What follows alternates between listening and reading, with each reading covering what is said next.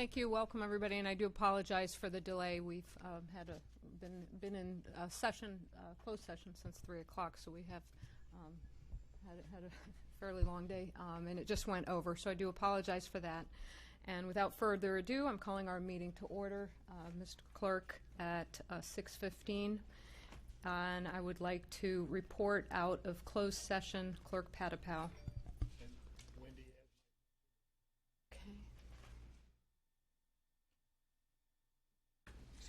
God, I'm everybody.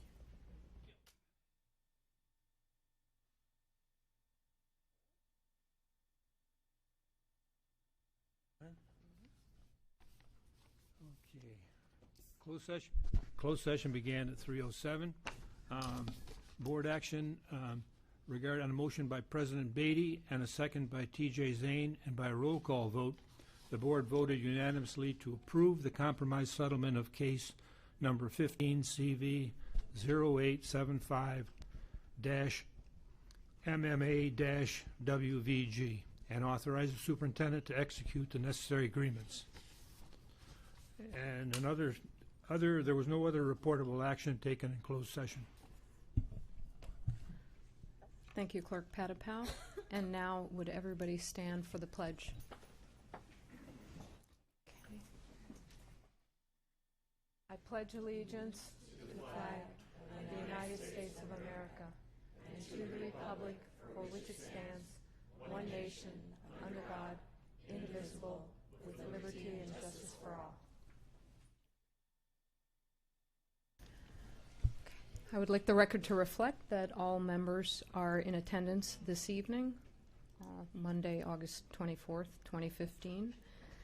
And before we begin with our welcome to the public, I would like to request a moment of silence. I'd like all of us to request a moment of silence in honor and memory of a very special individual our district has recently lost. Please take a moment with me to remember Anya Seth, a kindergarten student who would have been a first grader this year at Chaparral Elementary School. She passed away suddenly on August 12th. Anya was a very sweet and bright little girl. She had a wonderful smile and loved school. Not only was she a great reader, but she was artistic too. Anya was a good friend to all and will be missed. Our thoughts and prayers are with her friends and family members as they mourn her loss. Please join me in a moment of silence.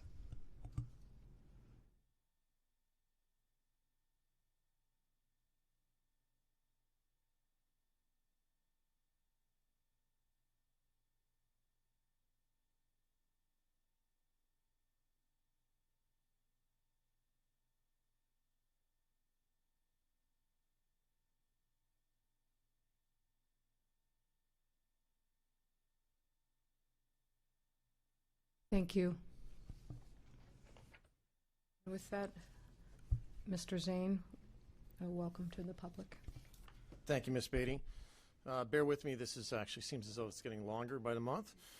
Welcome to the monthly meeting of the Board of Education. Item C is placed on your agenda to enable members of our community to bring items that are not placed anywhere else on the agenda to the board's attention. If you would like to address the board on any agenda item, please complete a speaker slip. All requests to speak must be submitted to the executive assistant of the board before the agenda item comes up. If you are requesting an agenda item be pulled for public discussion from Section E, Consent Calendar, a speaker slip must be submitted to the executive assistant now, as approval of the consent calendar is one of the first items up for approval. The board is responsible for setting policy and direction for the students of Poway Unified School District. It is important to the community that civility and good role modeling be a very real part of our meetings. Students are always present at board meetings, and our meetings are live streamed via the internet, and recorded copies are posted on the PUSD website. Speaking time is limited to 3 minutes per speaker, with a maximum of 15 minutes per side of each topic, unless waived by the board president. There will be a 30-second warning when time is running out. Speakers may only speak on one topic under item C and may not defer their speaking time to another individual. Vulgarity and profanity will not be allowed. If you have a complaint or charge against a specific PUSD employee, It is recommended that you submit a formal complaint as outlined in our board procedure 4.106.2. The board further recommends that you do not mention specific employees by name or identifying information. The final step in this process provides the board the ability to hear an appeal of the complaint if the board so chooses. If you are voicing a complaint against an employee, in order to protect the employee's right to adequate notice before a hearing of such complaint and to preserve the ability of the board to legally consider the complaint in any subsequent evaluation of the employee, it is the policy of the board to hear the complaint in closed session. If you have any written materials for the board to review that would provide more specific information, please submit them to the executive assistant. The Brown Act does not permit board action or extended discussion of any item not on the agenda, but your concerns will be referred to staff. With that said, welcome and thank you for coming. Thank you. Wow. If our purpose was to crowd out your more humorous statements, mission accomplished, unfortunately. Okay, thank you, Mr. Zane. And now we will move to the approval of the minutes, agenda item A6.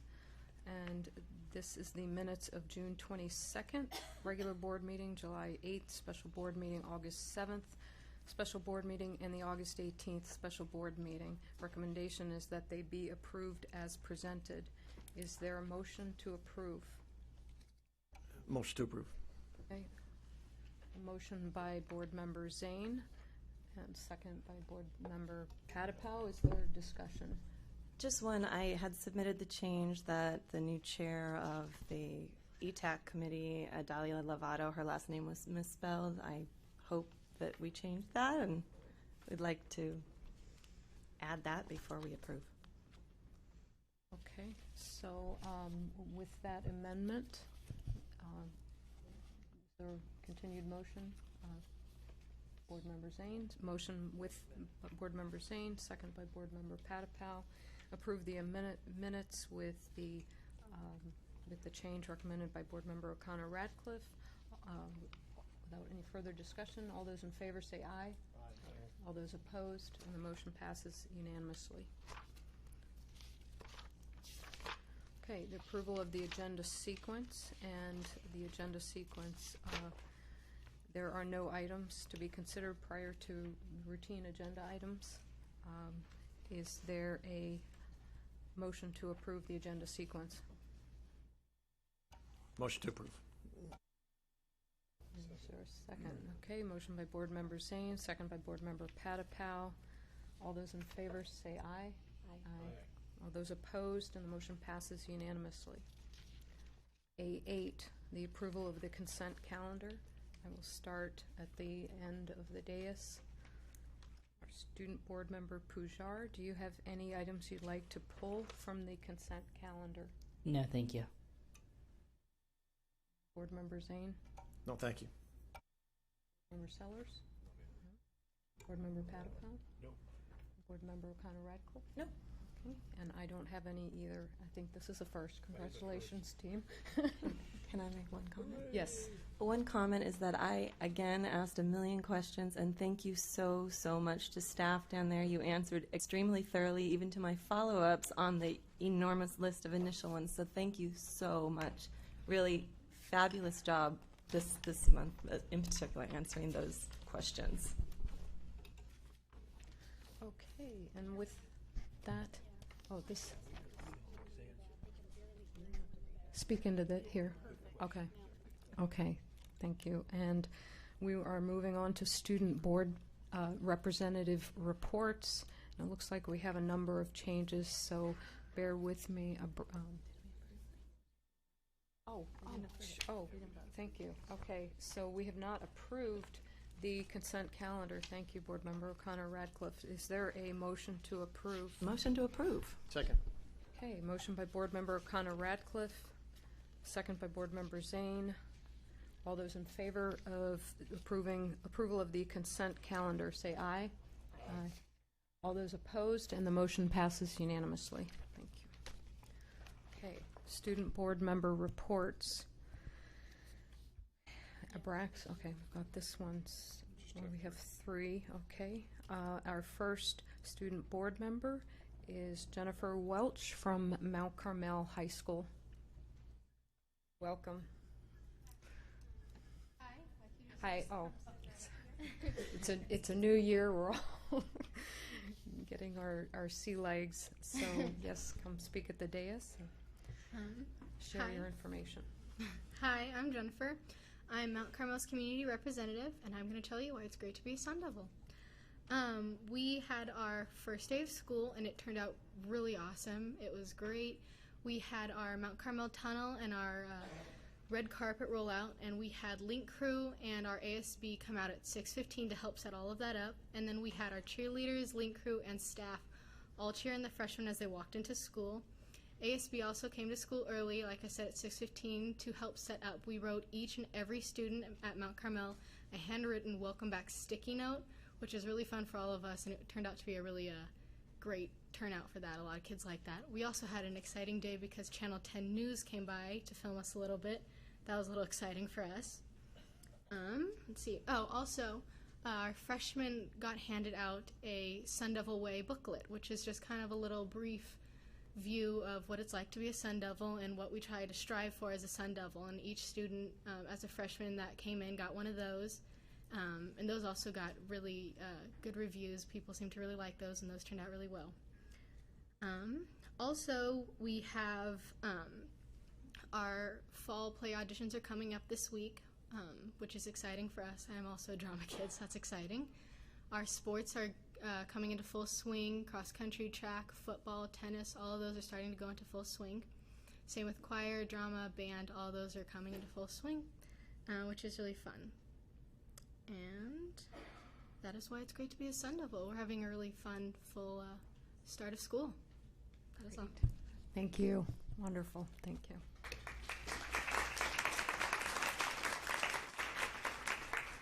Okay, are you Reika? Yes, Okay. Reiko. Reiko, Yes, excuse me, it's a tough Simmons one. from Rancho Bernardo High School. You're Yeah. way ahead of me. It's okay. Like she said, I'm Reiko Simmons. I'm ASB Vice President of Activities at RB. So I wanted to go over a few things we're proud of, excited about, and working on this school year. So things we are proud of, the school opened this year with a lot of enthusiasm for a fresh start. And also it's our silver anniversary, so go big blue, white, and silver this year for 25 years being open. We have 12 new teachers, 2 new counselors, and a number of new staff at Rancho Bernardo, and we're excited to welcome them all. School spirit was also at an all-time high last year, so we're hoping to continue the momentum. Things we're excited about, over the summer we replaced our athletic turf, and all the sports teams are very excited to play on the new field. And speaking of sports, we have our first home football game against San Pasqual Friday at 7 in the stadium. Our Royal Regiment is also looking forward to marching season in their new uniforms, and they would like to thank the board for helping to make that possible.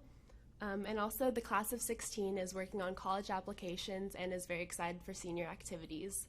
Rancho Bernardo is also hosting Spanish exchange students for the first few weeks of school, and that's about it for what we're excited about. But what we're working on is our Welcome Back Assembly is this Friday in the gym, and ASB will be there 6 a.m. bright and early to set up. And also Saturday night, we're introducing a new dance called Back in Blacklight, which is neon and white to make the gym glow and be excited for the new school year.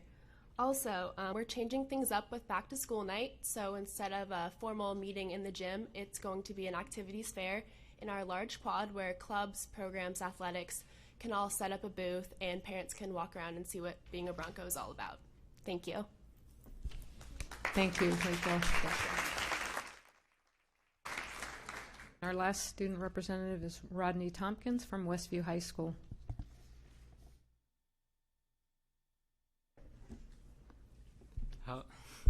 Hello everyone, I am Rodney Tompkins and I currently serve as the Westview ASB Treasurer. I would like to start off by thanking you all for the opportunity and honor of getting to speak in front of every single one of you. Sadly, our president, Ms. McKenna Clark, was not able to attend tonight due to a work conflict. But just like Kenna, our entire school has been insanely busy throughout the summer. From work days to rally run-throughs to retreats held by various organizations, our many Westview programs are working diligently to make sure and ensure that this school year is going to be successful. As for our ASB class, our school year basically began on our 2 annual retreat days, which this year were August 7th as well as August 8th. The first day consisted of hosting a job alike with the other Poway Unified High Schools. With the help of Patrick Maurer, a local motivational as well as leadership speaker, ASB delegates who attended the retreat were able to learn a plethora of new skills. They were able to learn how to connect with the community around them, as well as learning how to deal with unique situations. The following day, we had our Westview ASB retreat in Mission Bay. We had many activities and leadership lessons taught by our Westview exec team. The week following our retreat, we had our yearly registration, which went over insanely well. All of our parents and students were excited to come back after ASB demonstrating our Disneyland quality service, as well as reaching out and making sure that everything flowed smoothly. We were able to sell many activity cards, of which the amenities include getting into our home basketball as well as football games for free, getting $5 off of our homecoming and winter dance, and getting a free snack or food item or beverage at any performing arts event. After our busy week, our seniors showed up early the Tuesday morning before school starts for our senior sunrise that actually lacked a sunrise due to the cloud layer, but that was okay. We seniors saw it as an awesome opportunity to celebrate and commemorate the upcoming senior year. On the first day of school, our Link crew led our class of 2019 down to our stadium to experience their first ever Westview rally. Titled Back to Thinking About the Future, many of our freshmen were very excited to get involved after experiencing our plethora of 80s references, as well as our principal, Mr. Todd Casson, rolling up in a vintage DeLorean. The rally went exceptionally well, and our students were awed by 3D art in our quad that was made by our very own 3D Chalk Art Design Club. As for now, ASB is still preparing for our ever impeding homecoming week, which is October 5th through the 9th, with the dance being that Saturday on the 10th. Our Fab 4 classes are preparing for Beatles homecoming, so it will be very exciting. As for the rest of Westview, many students are just beginning to jettison their summer mindsets and are trying to get back into the swing of things. Not to mention, our Westview seniors are now figuring out that the Common app is not, in fact, a common application found on our iPhones. Our performing arts students have wasted absolutely no time preparing this summer for our Westview Theater Arts Bound for Broadway performance this Wednesday at 7 p.m. in the Westview Theater.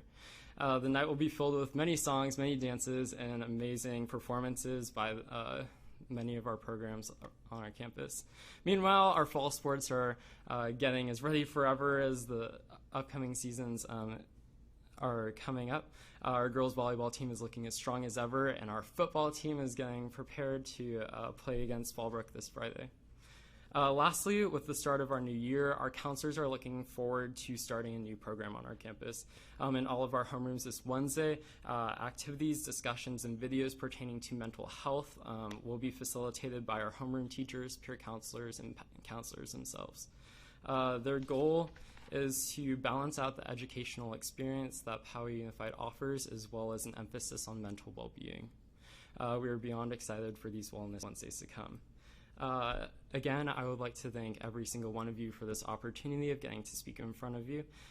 It was an insanely huge honor. As always, it is wonderful being Wolverine, and I wish you all luck in the year to come.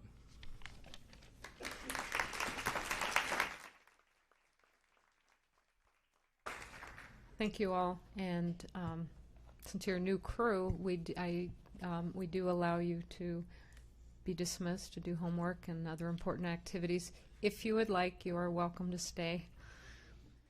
Hear me advocate for starting school no earlier than 8:30, but that's okay. You just go ahead. Thank you.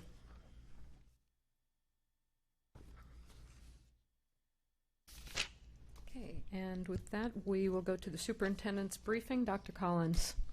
Thank you, Madam President. I'd just like to call the audience and the board's attention to the recognition section of our board agenda. Right behind it would be B2A through D. Excuse me. Even though we've been on summer break, if you will, We've had some kids accomplish some great things at Del Norte High School, as well as you'll see school recognition under Poway High School Engineering, and we'd like to just draw your attention to that. Under staff recognition, Kay McAfee, who is a math teacher at Meadowbrook Middle School, has been named one of 5 California finalists for the 2015 Presidential Awards for Excellence in Mathematics and Science Teaching. 2 math nominees from a pool of 10 finalists will advance to the process to the National Science Foundation. We're very proud of Kay. She's done wonderful work as a math teacher in our district and a staff developer. Also like to recognize our own Malaga Theland over there, who has earned the status of Advanced Communicator Silver for participation in the Toastmasters International Communications Program. Congratulations, Malaga.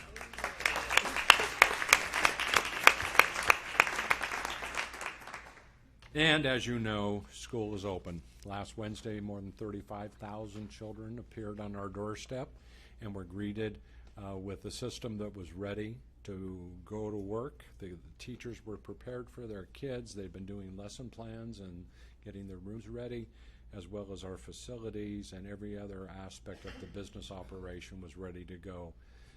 As I've shared with you before, I compare the first day of school to the launch of a rocket. It doesn't all happen on launch day.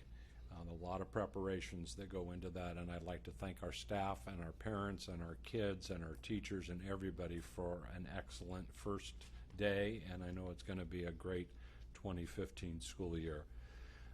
So I'm going to go to the most important thing I have to share tonight, and that is I'd like to welcome Neil Pujar. Neil is the new student board member for the Poway Unified School District. Congratulations, Neil.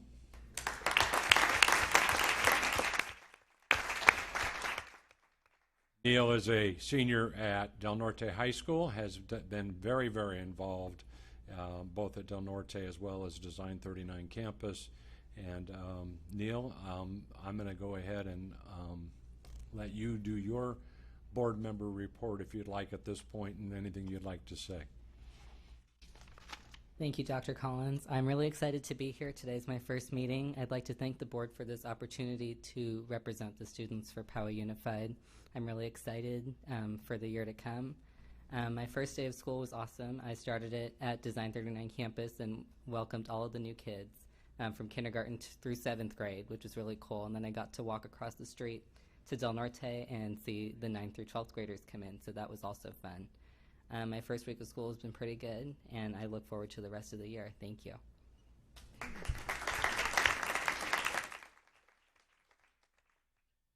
Thank you, Neil. And Board Member Zane, your report, if you'd like. No extensive report this evening, other than to say, because I know actually this is broadcast, my wife is probably watching. I want to wish her a happy 15th wedding anniversary. I love you, baby.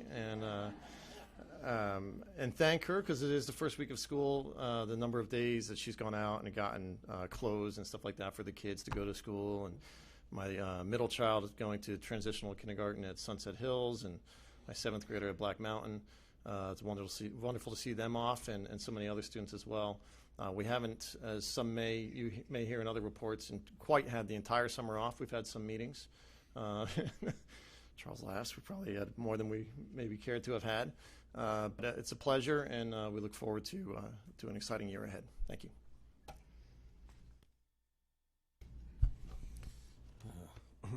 Yes, Board Member Sellers. Thank you. Report. Yeah. Mr. Zane understates the case. Congratulations on your anniversary. 15 years, that's not a bad start. Spoken like a true elder. Indeed. My son started his senior year this year with all the trials and pitfalls that goes along with it, and he's my only one, so I'm breaking new ground in my own life as well. Other than that, summer was radical, but not as radical as I had hoped because of some of the time we had to spend here. We spent a lot of time here in July that maybe hadn't been planned on, but hopefully we got some good results, and that will pay off in the weeks ahead. So thank you all for coming, and go Sun Devils. Board Member Patapel, your report. Yeah, one more year you can plug them. I attended the graduation ceremonies during the summer of the New Directions program, the Poway Adult, and the summer school. And other members of the board were also there. But it was an interesting group.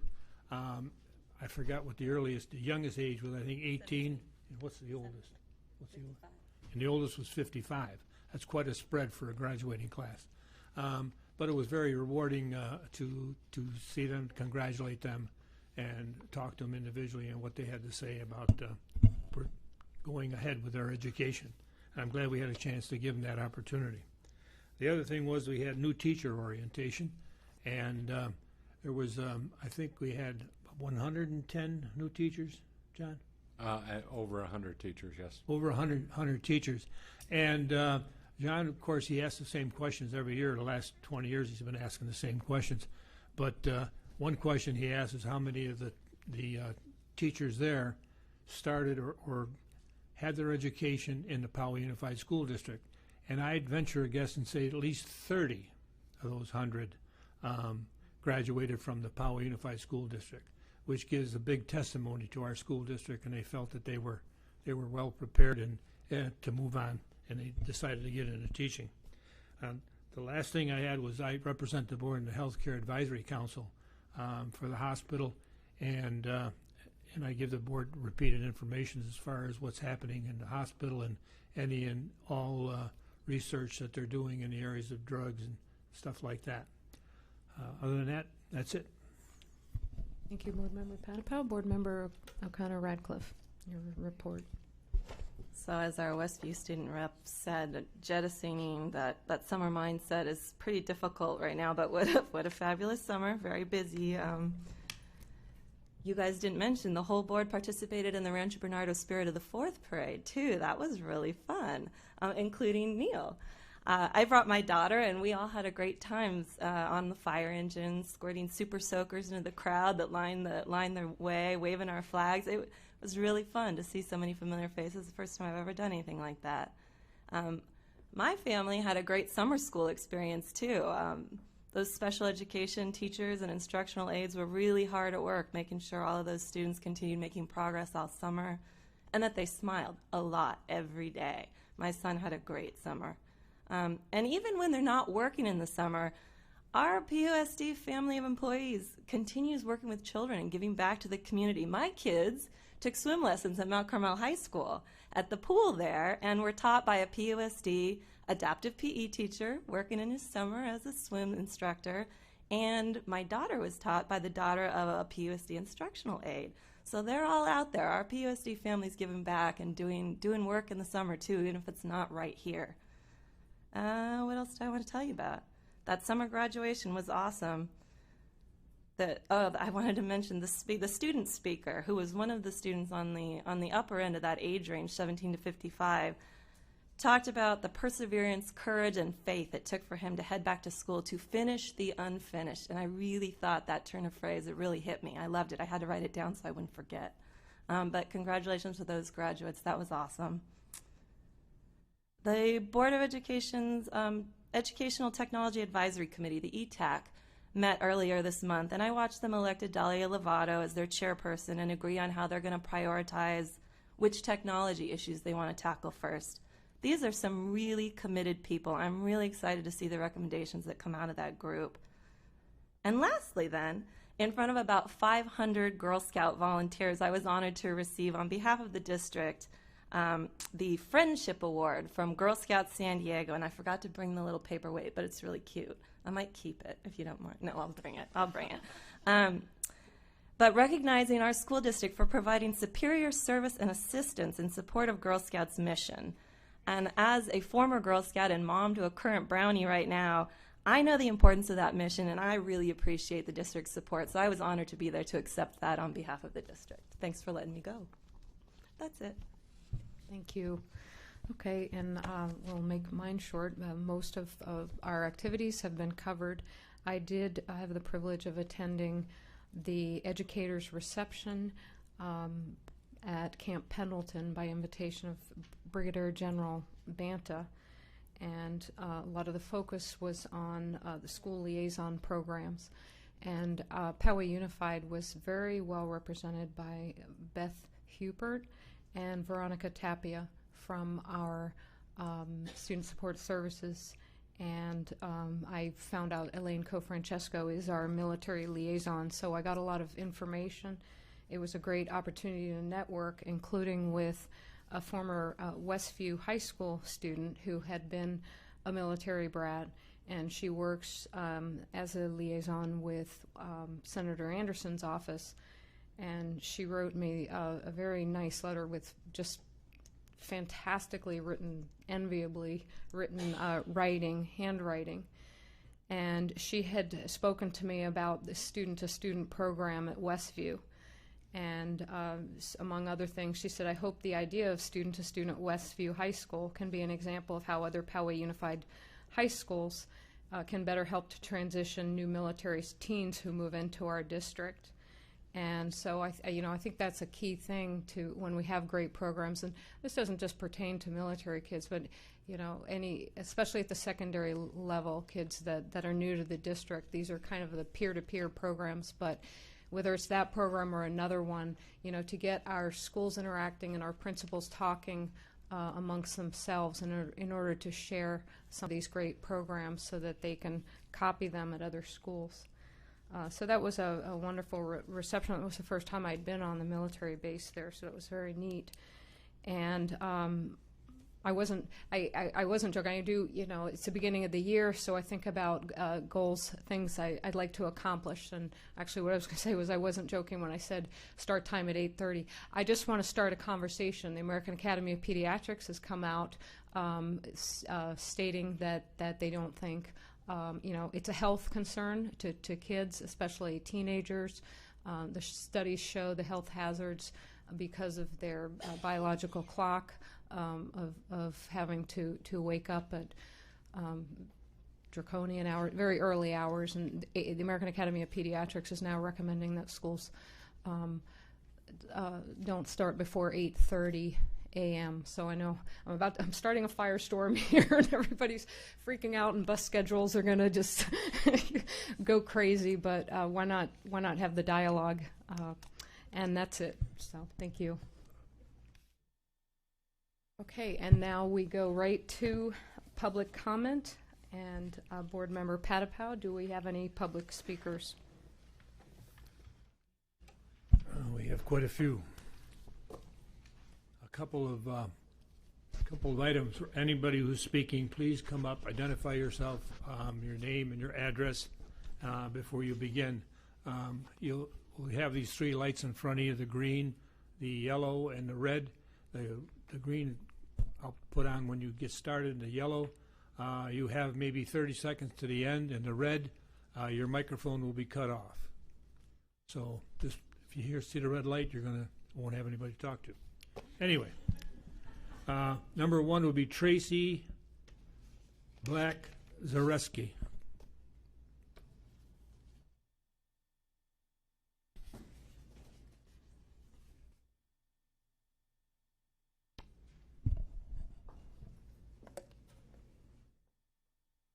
Hello, my name is Tracy Block-Zaretsky, and my address is 1335 Terrascan Drive, Poway, California. These are my children, Joseph Zaretsky and Katya Zaretsky. They go to Pomerado Elementary. Here it comes. Can I begin? Yes. Hello, I am before you as a parent of a child with dyslexia, a member of the Decoding Dyslexia Legislative Committee for AB 1369, the co-founder of the Dyslexia Training Institute, and on behalf of all of the many parents who call us looking for direction and support for their child. What do you think of when you hear the word dyslexia? Many people think of it as seeing letters backwards or seeing words backwards, or it's just a general term, or it isn't real, or it can be treated with vision therapy or cover overlays. None of these are true. Dyslexia is very real, and we have researchers at Yale, Georgetown, the Florida Center for Reading Research, and many other prestigious research centers throughout the U.S. and world to thank for providing peer-reviewed, evidence-based scientific research to verify dyslexia is real and is neurobiological in origin, meaning it is based on the way the brain is processing written language. In fact, starting back in 1975, Congress also agreed that it was real when it included dyslexia as a qualifying condition under special education eligibility category for specific learning disability. Do you know that dyslexia affects 1 in 5 children? That is 20% of our population. That means in every classroom from kindergarten to 12th grade sits a child, probably 2, 3, or 4 or more who have dyslexia. That is a lot of students. Many of us joke at times when we transpose letters in words or numbers that we have dyslexia. But dyslexia is no laughing matter for kids who are struggling with dyslexia and their parents. Parents are not finding the answers they need when they are turning to the school system to help their struggling child. The truth is that our universities have greatly failed our general education teachers, special education teachers, reading specialists, school psychologists, and administrators. Most of them don't know what dyslexia is, how to potentially identify it, or what to do to help provide appropriate remediation or accommodations for these struggling students. Parents of these students have the right to believe the school system is going to bring fate for their children. Just like when a parent brings their child to a doctor and trusts that they know how to help their sick child, parents have the right to believe the school systems know how to help their struggling children because they are the education professionals. These students have average to above average IQs, yet they are not learning to read as well as their peers. It is often called the hidden disability because you can't look at someone until they have dyslexia. Can you tell which of my children has dyslexia? In the famous words of Jonathan Mooney, author of Learning Between the Lines in the Short Bus, graduate of Brown University and severely dyslexic, I never suffered from dyslexia, but I always suffered from dysteachia. He did succeed, not because his school quickly identified him and provided him the appropriate supports, because his mother did not accept the answers the school was giving them about why Jonathan was struggling. She fought long and she fought hard for him, but why did she have to fight at all? Why wasn't the school helping him? No, he did not go to Poway Unified School, but the sad truth is that we talk to parents frequently in Poway school systems that are trying to figure out why their child is struggling, that are so frustrated with trying to work with the school to help their child they don't know what else to do. It's time for Poway to stand up and take charge of educating all of our children. We implore you to make dyslexia a priority in our professional development, as you were urged to do in California Statute 56245.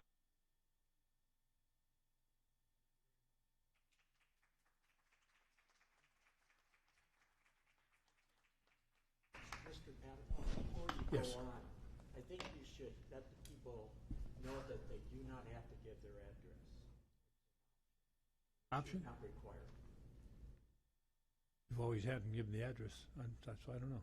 John? Yeah, I can't. You've always done it. Yeah. But you're not entitled to it. And it's Okay. an option.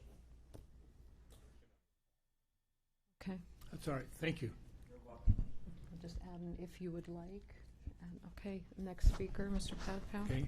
And one other suggestion, too. When the speakers, please get close to the mic, because I have some people in the back that have a rough time hearing, and I got a little note and said, please have the speakers talk closer to the mic. So appreciate that. Our next speaker is Michelle Perry.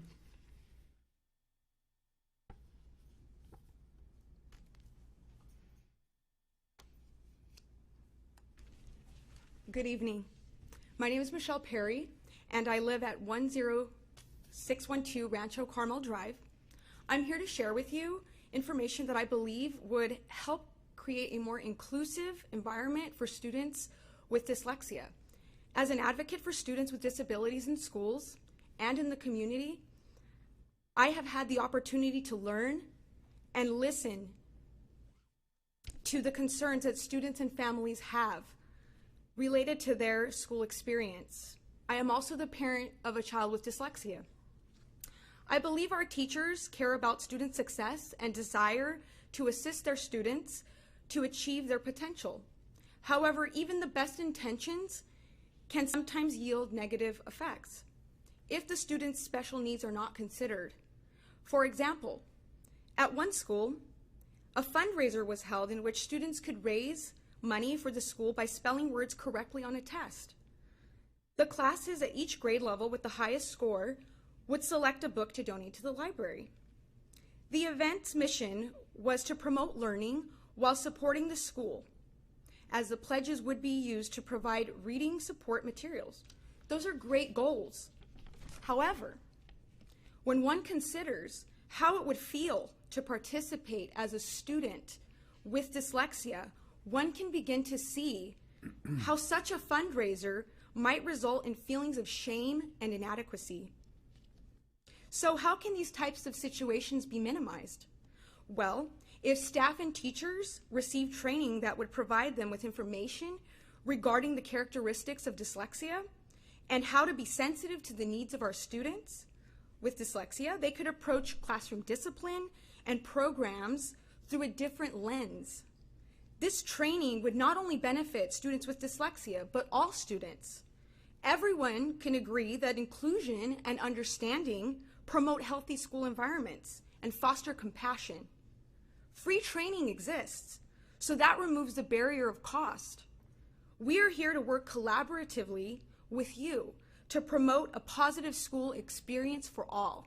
Thank you very much. Thank you.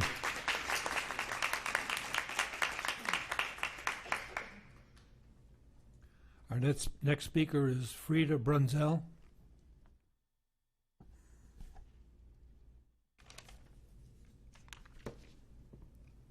So close. I'm Frida Brunzel, 17568 Ralph Lunch Road. We adopted our son Sebastian when he was 3 days old. Sebastian was born in a very poor neighborhood in Independence, Missouri. His birth father can barely write a simple email, and he has never been able to hold a steady job. Sebastian's birth father has dyslexia, and so does Sebastian's biological brother. We thought Sebastian would do great in school. He seemed bright, attentive, and he never had any behavioral issues. Before Sebastian started school, he was a very happy child. If we had known more about dyslexia, we would have seen the signs already in preschool.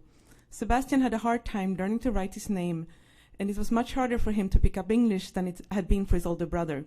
We speak Swedish at home. We were surprised when Sebastian's kindergarten teacher told us to practice sight words at home, because we never had to do that with our older son. We practiced and practiced, and his teacher told us that we needed to practice even more. The words just didn't stick. Sebastian went through an evaluation at the beginning of first grade, and he has spent most of his time in school since then in special education. Sebastian is now in 4th grade, and since the beginning of 3rd grade, he's in a special day class, where most of the children have very different issues like severe ADHD and autism. Even though Sebastian has spent so much time in special education, he's still years behind his peers. When he was tested in 3rd grade, he still read at the beginning 1st grade level. He didn't start to make any real progress in reading until I started to tutor him using an evidence-based method at home. I am a scientist, and in science, you do experiments to find out the best method. And you also try to find why this method works the best. This has been done with dyslexia, and we know today that an explicit multisensory and systematic program works best for all children, and we know that this is because this method rewires your brain to look more like one of an excellent reader. We know this, and still most schools choose not to apply this knowledge. I hope you are doing this because you don't know not enough, not because you don't want to help these children succeed. Sebastian is today a very different child from before he started school. It's now August, and Sebastian has started counting the days until the next summer break. During the summer break, he is happy until a few weeks before school starts again. Then he starts to counting the days until school starts. He cries almost every day before school, and he has said that he hates school at least 1 million times over the years. His self-confidence is very low, and he cries and screams a lot. Sebastian's dyslexia is by far the biggest challenge to our family has faced. It is much worse than, for example, my older son's cerebral palsy. If teacher had been trained to identify dyslexia early, and if reading had been taught using an evidence-based method, Sebastian would have been able to attend a regular class with his friends. He had been much happier and would have had a much better chance at attending college and being successful in life. Poway School District would also have saved a lot of money. Thank you.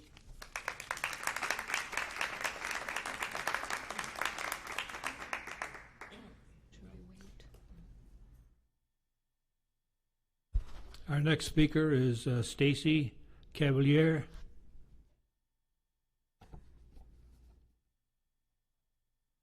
Give it to Wendy.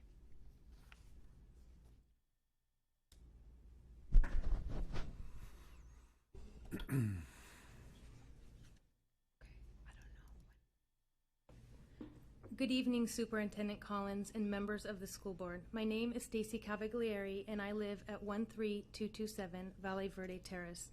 I am a regional legislative leader for Decoding Dyslexia. I am here tonight to talk about dyslexic students in our district. I am dyslexic, and I am also a parent of 2 dyslexic students. Parents of dyslexic students in our district have found it unnecessarily difficult finding support services and educated staff to meet their child's appropriate educational needs. When my daughter was in 2nd grade and was struggling to read and write, I sought out support from our teacher, and I asked if she could be dyslexic. The response was absolutely not. And then we were advised to wait and see.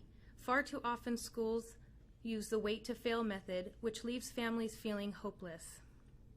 We felt our daughter was destined to struggle her way through school, as I did. This only supports the lack of teacher training, which is not the teacher's fault. We know teachers do not receive appropriate training on dyslexia and are hungry for this information, even though dyslexia is the leading cause of reading failure and school dropouts in our nation. Our family was forced to rely on outside testing and private tutors to get our kids the help they need. This was a major financial burden to our family, costing us over $15,000 in 2 years. Many families in Poway Unified cannot afford this, provide their struggling students with these resources, so these children continue to fall through the cracks and never receive the help that they need to become a successful student. According to the Special Education Enrollment by Grade and Disabilities State Report from the California Department of Education, which I've included in the packet of information, 80% of kids in special education are qualified under SLD. These students are the lucky ones because they qualify for services, but clearly from the data, they never exit special education. This is because SLD is also known as dyslexia. It requires evidence-based sequential multisensory instruction that is not being provided. By providing appropriate interventions, we know these kids can learn to read, and in time they will be able to exit out of special education and become a successful student. Not only is this good for the student, it is beneficial for the school district's test scores, along with a huge positive financial impact. Dyslexia affects nearly 20% of our population, but currently a very small amount are identified through public school. Children who are not identified continue to fall through the cracks. 74% of children who struggle to read in 1st grade continue to be poor readers in 9th grade unless they receive an evidence-based, appropriate intervention. Poway Unified prides itself in being a great school district, and I believe you want all students to be successful, not just some. I will leave you with one final quote from Louisa Motes. In medicine, if research found new ways to save lives, healthcare professionals would... I'm not going to be able to finish. Thank you very much.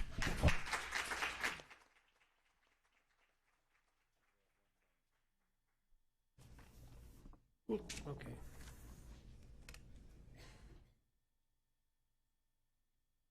Start again. Call the speaker. She's going to speak? I don't have a card.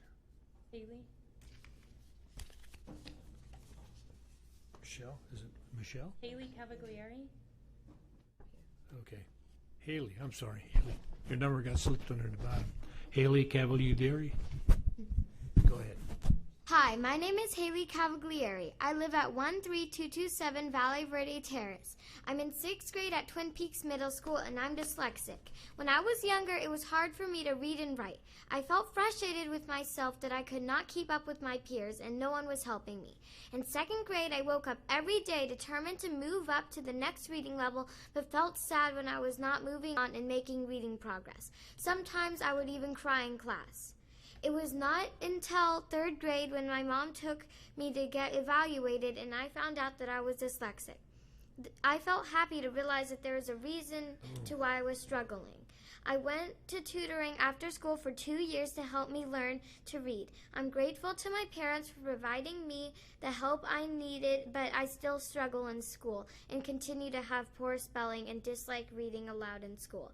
I'm concerned about other students who won't have the same opportunity and continue to struggle in school. Did you know 1 in 5 students are dyslexic? That's a lot of kids.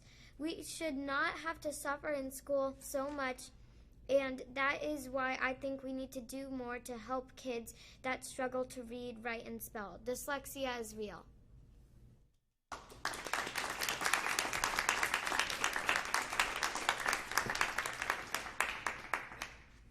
believe we've reached our time, and I believe those are the speakers on dyslexia. Dr. Robertson is our Associate Superintendent of Learning Support Services. I know she gave our first speaker a card, and she will be following up. She has more cards here. She's got 2. She'll be calling all of you because she has your names and your addresses. If you want to go out and at least give out your last 2 there. They're not going to speak. So that she can follow up with you and we can report back to the board on this issue. Thank you. There are 3 other people that I'll mention because they want to make sure that their names heard in support of the speakers that have already spoken. Anya Seth, Michael Cavagliari, and Melissa Lararo. They want to give their support also for dyslexia. Thank you. Our next speaker is. Pardon?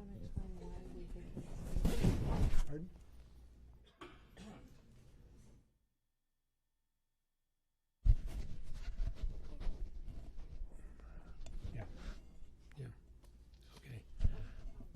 Just one other mention also that Dr. Robertson's contact information is on our website, so you can just access that, powayusd.com. The link is departments, and it's LSS department, and that'll take you right to Dr. Robertson's contact information. Thank you, Andy. Our next speaker is Kim Garnier.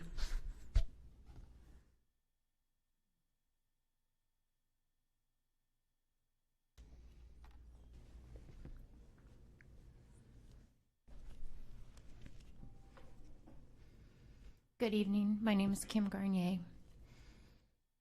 I want to say good evening to those in the room and those at home watching. Mr. Patapow, you have never interrupted a speaker that you agree with, so please be fair and don't interrupt me tonight. Parents, community members, students, and yes, teachers are growing more brave every day. We are all ready to stand up to the corruption within this district and fight for the district we deserve. It's time to clean up the mess some of the current and former district officials have made. We don't want the illusion of having the best public school district. We genuinely want to be the best. We have some of the best teachers in the world right here in Poway. We have involved parents and community members. We have all these amazing people on one side and a corrupt district leader and his henchmen on the other. People are talking. People are sharing the dirty little secrets the bad guys are trying to hide. What is hidden in the darkness will come to the light. For all the amazing people I've already mentioned, you can stand tall and proud. For those with the secrets and those that have done wrong, it's time to start looking for another job. Since we cannot rely on the majority of the board to save us, we will do this as a community. Thank you to the board members who are fighting with us and for us. This community knows who you are, and we applaud you. The intimidation tactics the district uses to silence our voices are becoming more and more pathetic. For anyone who doesn't already know, one of the tactics the district used in an attempt to silence my voice at the Board of Education meetings came from the Associate Superintendent. She sent a letter to me asking me not to come to the Board of Education meetings. Included with her letter was a thick packet of information about sexual harassment. I was being asked to stay away from the district office because the PUSD communications director accused me of sexually harassing her. I asked the Associate Superintendent repeatedly for the results of the sexual harassment investigation, and she refuses to expose those results. It's absolutely disgusting to falsely accuse me, a mother of 3, of sexually harassing another woman simply so I cannot bring the district's dark secrets to the light. I refuse to be silenced. Many others who have been bullied by this district and the district's law firm for speaking up refuse to be silenced. We can do this. We can take back our school district. The days of illegal negotiations are over. The days of the good old boy network are over. The days of our teachers using their own hard-earned money for classroom supplies while our superintendent makes almost $500,000 a year are over. The days of our superintendent keeping his job after costing this community $1 billion are over. We simply cannot allow this abuse anymore. To the brave teachers, students, parents, and community members who are speaking up and fighting for this district, don't give up. Keep fighting. Your voice is powerful. A pro-democracy activist once said, "The power of the people is stronger than the people in power." Thank you.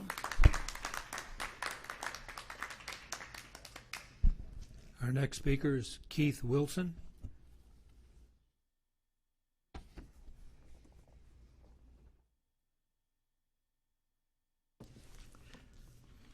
Good evening. I'd like to first say I was so impressed by those 3 high school kids that opened the meeting. I couldn't even come close to what they are today at that age. And also Haley, I'd love to have a granddaughter like that girl. What a sweetheart.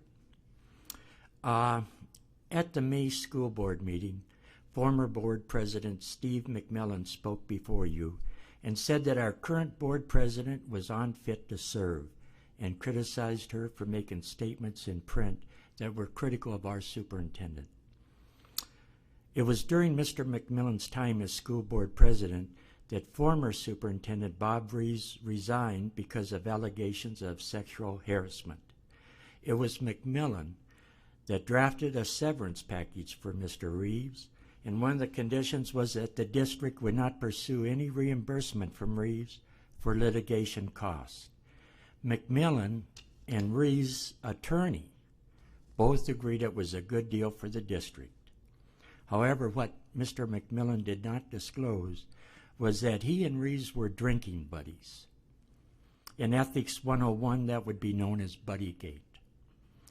The district recently hired Bob Moore, a paid consultant, to review the education technology program. In his report, he described the culture within Poway as dysfunctional and resistant to change.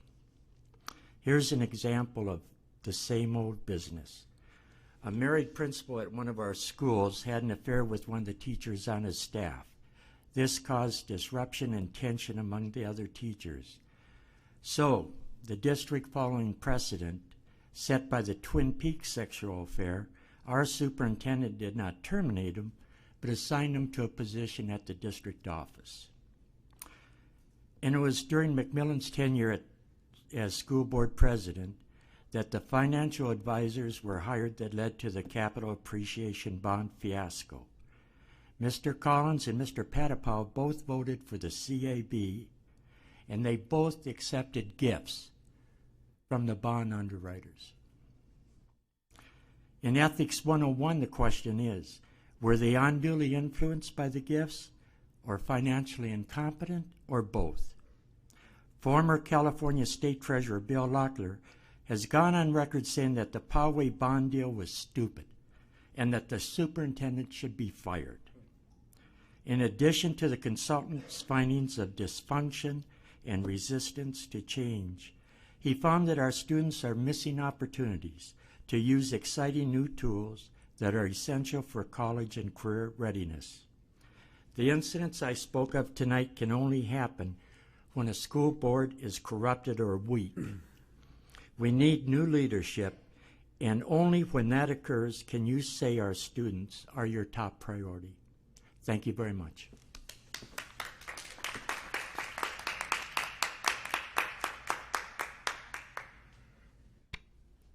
Our next speaker is Ginger Corvette.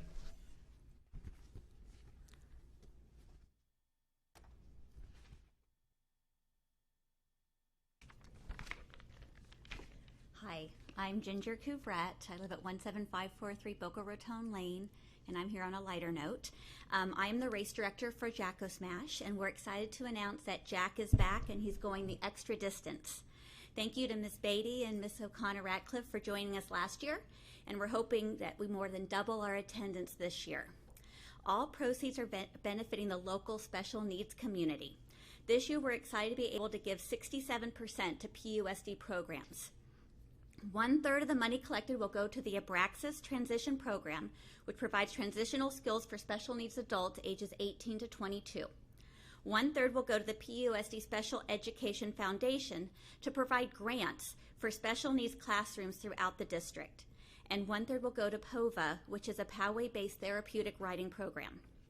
In addition, we are offering PUSD schools the ability to make a team and receive 10% back from the participation entry fees. Last year, Black Mountain Middle School won the trophy for the most team members. With the growth and enthusiasm of the school running clubs, we hope to encourage them to participate. We are starting the day with 4 vintage airplanes flying over. We have 5 distances to choose from: a 1K, a 1 mile, a 5K, a 10K, and a 15K. Truly something for everyone. The 1K and 1 mile are truly fun walks and runs. Gemini Timing will be joining us to time the longer distances. We are excited to be able to run on Scripps Poway Parkway and feel the 10K and 15K is a perfect race distance for those wanting longer distances and perhaps training for a half marathon. After the races, bring your pumpkins for the free family festival. We will be throwing pumpkins 80 feet in the air with our own pumpkin trebuchet, and we have the world's largest pumpkin plinko board, jumpies, music, games, and a celebrity softball game featuring our very own Special Olympics Poway Padres. This all occurs at the Poway Sportsplex USA off of Stowe in the Poway Business Park, and we even give you an extra hour's sleep thanks to the time change the night before. We hope you will give us your support and encourage your families to join us and run on November 1st. I'll be sending you a PUSD approved flyer tomorrow and hope to see you all there. Thank you. Ginger, I did want to add that Black Mountain team that won for most participants was headed by my husband, the volunteer head coach at cross country, and he's working hard to recruit another big team. Thank you both to you and Sue for your Herculean effort in putting this fantastic event together. It was an inaugural event last year that was very impressive. Thank you. I just wanted to add to that. My son and I, my 5-year-old last year, and I ran the whole way in the 1 mile, and we hope to do it again this year and add my 8-year-old daughter and my husband too. So we can't wait. And I just want to say thank you so much for thinking of PUSD for 2/3 of the proceeds of this. That's really generous, really amazing. I personally am honored. Thank you. Next speaker is Nick Lombardo.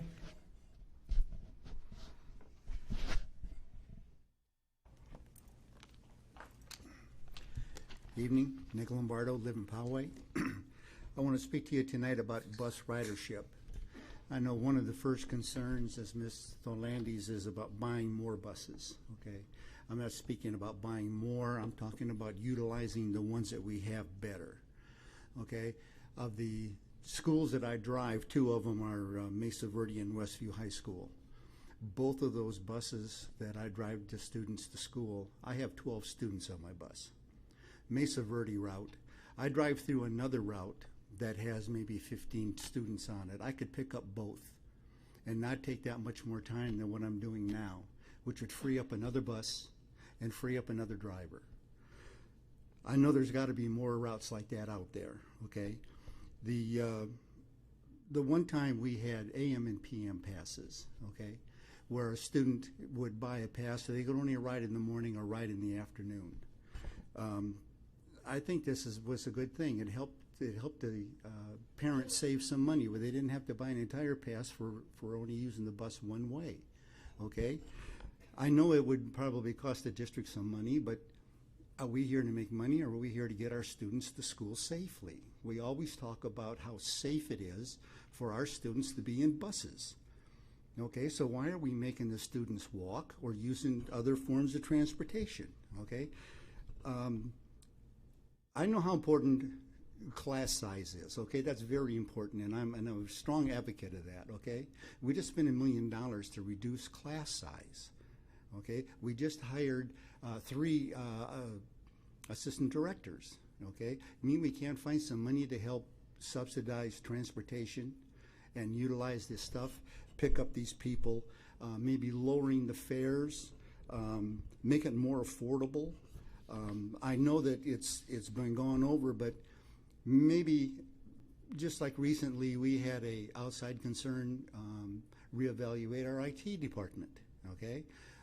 Also, maybe we could do this with a group to come in and look over transportation. Now I know FCMAT does this, okay, but maybe we need some fresh eyes, okay, some new ideas. And nobody's ever talked to the drivers. Nobody ever comes to us and asks us for input, okay? I think we're out there in the field. We're in the trenches. We know what's going on. We have a lot of good ideas. The other thing is, I know we're supposed to be having a comprehensive home-to-school program, serving 10%. Is that comprehensive? Thank you for your time. Nick, I just had, Nick, one question. You mentioned, what's the capacity of the buses you drive? The legal capacity is 84 students, so that's 3 students to a seat. Okay? I'd like to see, I don't know who came up with this, but I'd like to see somebody get 3 high school students on 1 seat. Okay? One last thing, and I don't mean to stay over my time. What's the realistic, not the legal capacity, 54, but the realistic? 2 to a seat.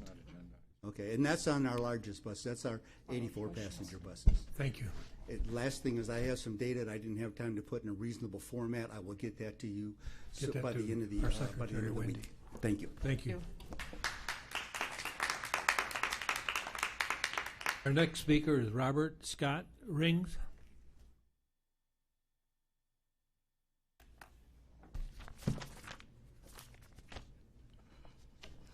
I am Robert Scott Rings, a resident at 13869 Wayland Grove Court. Midland School, the Poway Unified School District, and I have had an enormous problem since 2006 and have been at war since 2008. After I spoke at the April 20th, 2015 board meeting, I was told that many of the board members have never heard about this problem that has been ongoing for 9 years. I've been advised that all the board members should hear my story before I submit my claim form, and we start this whole legal process. I'm submitting a copy to all of you of my story and claim now and to your claims department in the morning. That way everybody is on the same page. How have you not known about this problem? Why has my house been bombarded by an estimated 1,700 of your balls since 2006? Why has my home been allowed to be damaged, devalued, and my property be allowed to be destroyed and my dog killed by your basketball? Why have I intentionally been put through this harassment and torture? How have you not noticed the amount of money Midland School has spent on the 1,000 balls that have been left to decompose in my yard until I dispose of them since 2008? Why have other schools within the district had their entire ball program suspended while Midland School has an unlimited supply of balls? Why since 2009, when I threatened to go to the media and police about this issue, have I been threatened with police action against me? Why was I told by Superintendent John Collins during a heated discussion after my dog was killed that he would personally see to it that this problem would never be solved? Why had my mother, a 32-year employee of the Poway Unified School District with a stellar career, start getting harassed? Poor evaluations, threats of termination, and constantly having to defend herself to keep her job after Superintendent John Collins was told that she worked for the Poway Unified School District.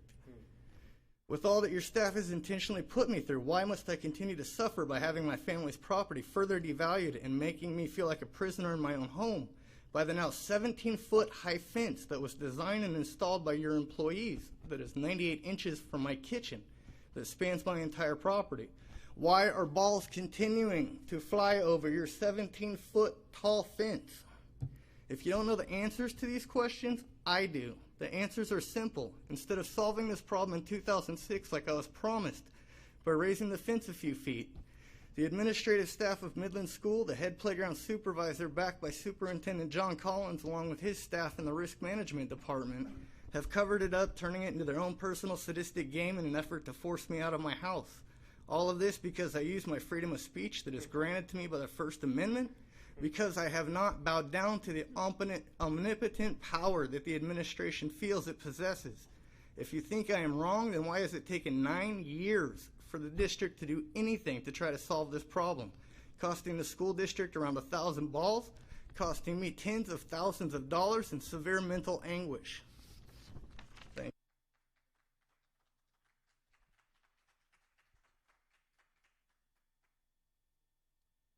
That's our last speaker. Before we leave public comments, I would like to make a couple real quick responses. First of all, Mr. Wilson, as I mentioned, school opened on Wednesday, and across this country, thousands of 11th graders this year in their American literature classes will be reading a novel. Novel was written in 1850 by Nathaniel Hawthorne. Takes place in the 1600s in Puritan England. The novel is Scarlet Letter. I don't know if you've read it, Mr. Wilson, but I strongly suggest that you do. My wife is in the audience tonight. We've been married 21 years and have celebrated our anniversary last month. Our 2 children are students or were students in the Poway. I'm speaking. We're students in the Poway Unified Mr. School Wilson, please District. sit down. You are out of order. Mr. Wilson, you please sit down or you will be removed. Order, please.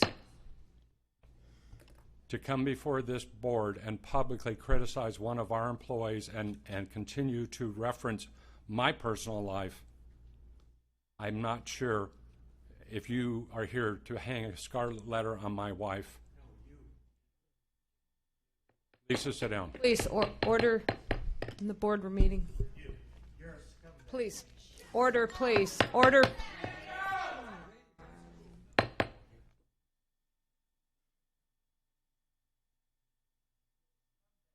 Order.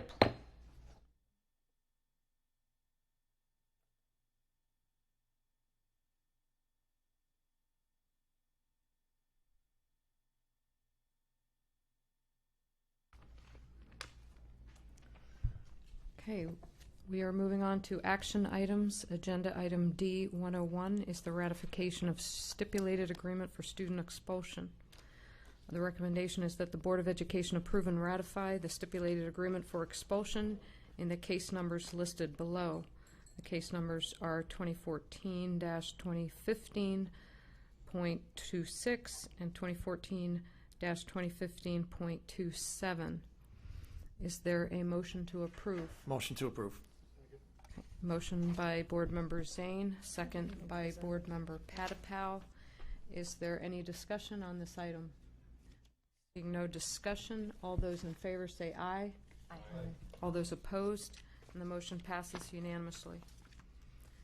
Agenda item D102, readmission of student on expulsion. The recommendation is that the student represented by the case number 2014-2015.10 be readmitted to the Poway Unified School District. Is there a motion to approve? Motion to approve. Second. Motion by Board Member Zane, second by Board Member O'Connor-Radcliffe. Is there any discussion on this agenda item? Seeing no discussion, all those in favor say aye. Aye. All those opposed, and the motion passes unanimously.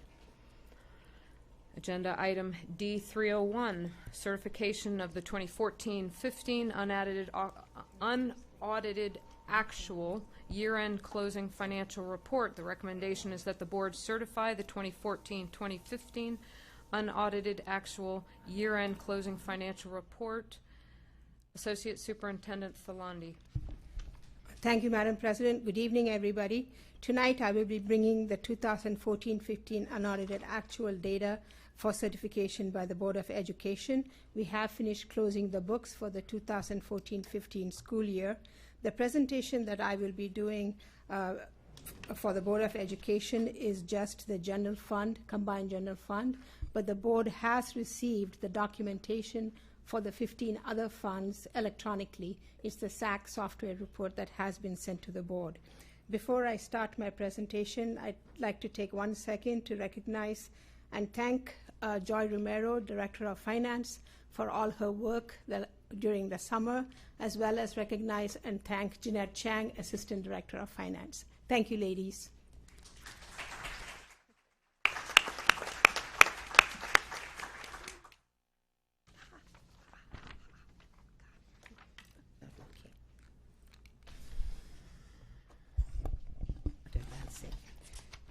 So as I'm doing the presentation, it would be helpful if you could have the Excel documentation. The Excel documentation, page 2, has the details of the amounts that I will be talking about. It's not working. The clicker is not working. Maybe it's not. Now that I've done the unaudited actuals, let me click this. Okay. So the agenda for today is a comparison of the estimated actuals with the unaudited actuals. And if you look at the first slide, we will be talking about the revenues. When I brought the estimated actuals, it was on June 22nd when we adopted the budget. We had presented the estimated actuals, and now we have closed the books. So today we will be looking at what is called unaudited actuals, and the difference is the dollar amount that will be described in detail in the Excel spreadsheet. So the first line item, local control funding formula, an increase in the revenue account of $387,000. Federal revenues, a decrease of almost $900,000, and that is an accounting entry where we defer revenue for grants. Other state revenues, an increase of $7.5 million. I do have to explain this. This is a new requirement called GASB 68, which has changed the way we account for CalSTRS and CalPERS, and that went into effect this year as we close the books. So in CalSTRS, there are three components that go into providing funds for our retirees, the certificated employees, both teachers as well as management. One portion is what the employee pays.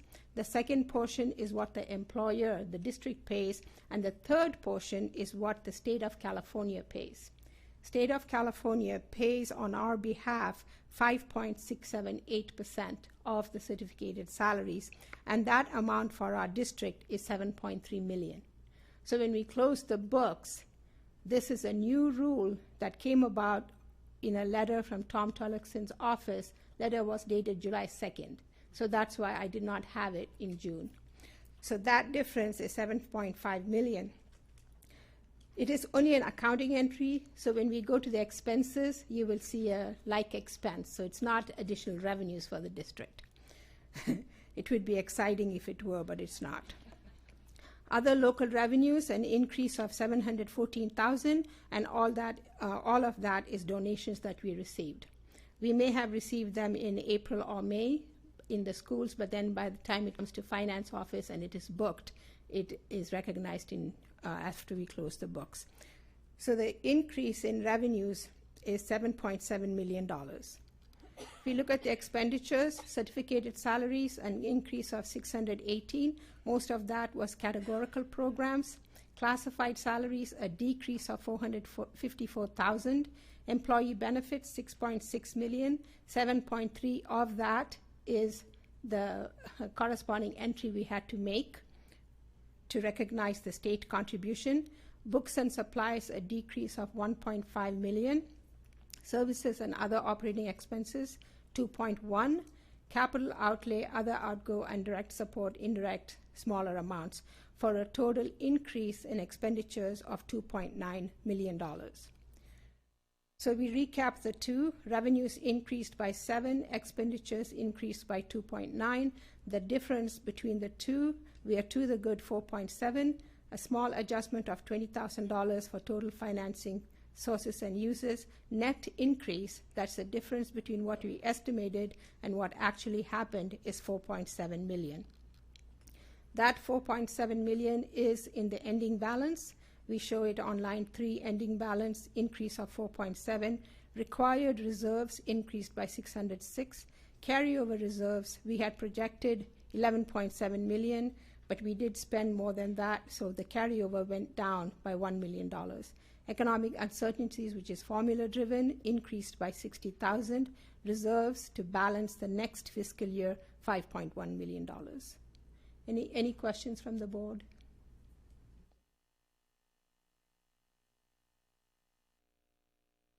I would like to request approval of the unaudited actuals, please. Okay, are there any questions first? I have one. Okay, one question. Go ahead, Board Member Sellers. First off, Malik, I want to commend you for the accuracy of your reports. If you ignore the accounting in and out of the $7.7 million, your revenues only changed by $400,000, which out of $300+ million in revenue is truly remarkable. So kudos for that. Thank you. Thank you to the finance team. I'll even forgive your $1 rounding error. I knew you'd see that. Yeah, I knew you knew I'd see that. So, in looking at the expenses, again, ignoring the $7 million flip from the STRS contribution, the expenses actually, they show on a gross basis having gone up about $3 million, but in reality they went down about $4 million.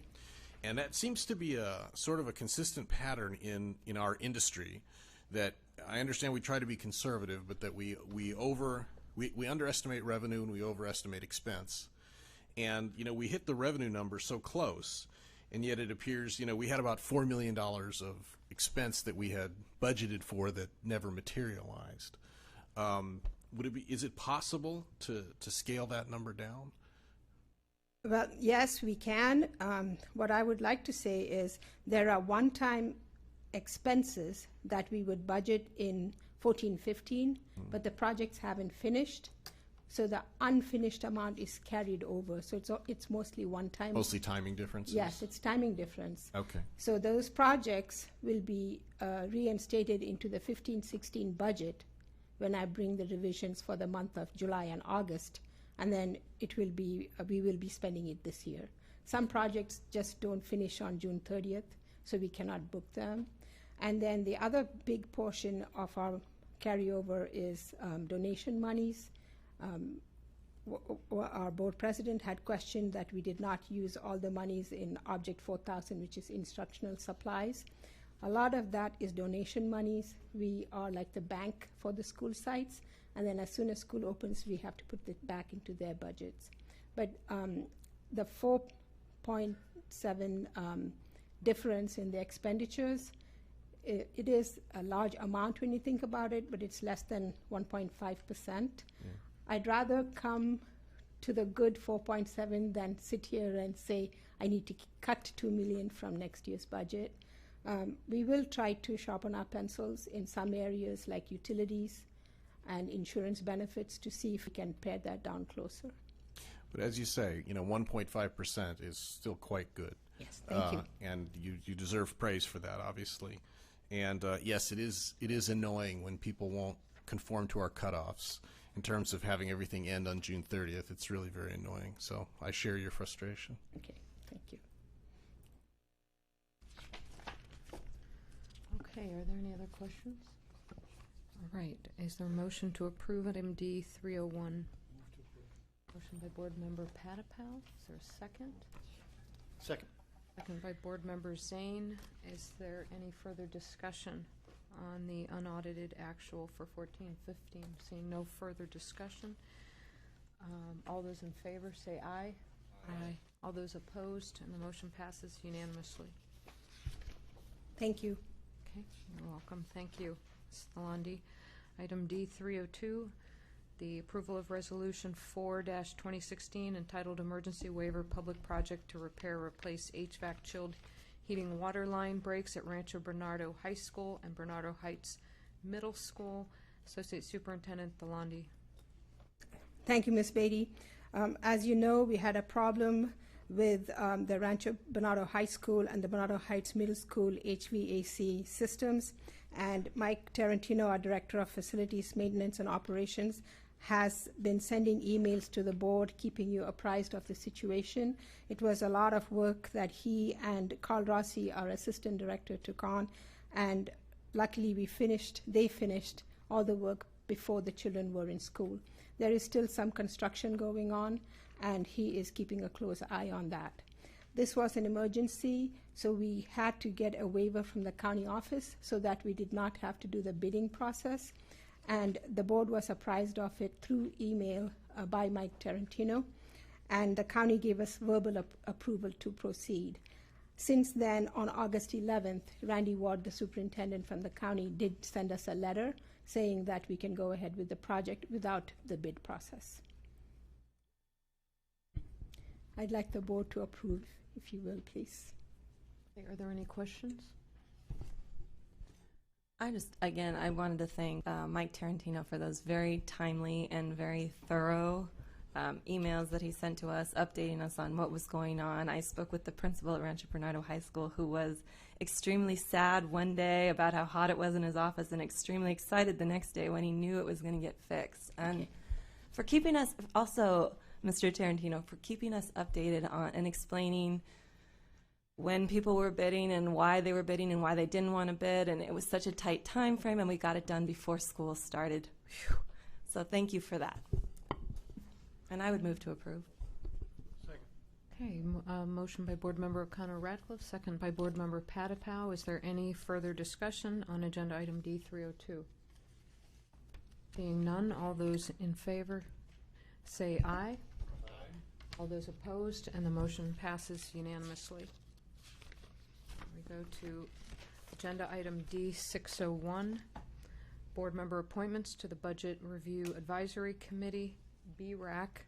Dr. Collins.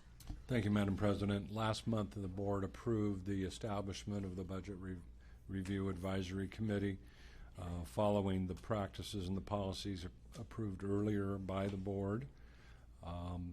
We opened that up. We received online applications. All of those have been forwarded to the board, even one that came in as late as last night, I believe, or today. So you have all of those, and this is the time and place for the board members, according to our procedures, to each of you name your appointment to the committee. Madam Chair? Yes. I was talking with Charles right before the meeting, and I don't know if it's a procedural problem, but my understanding was that board members will get to appoint at this meeting. So it was a little unclear to me as to whether or not the board member appointees actually needed to complete an application. If they're not really applying for it, they're being appointed to it. So I do have an appointee to name tonight that's not in the list of applicants.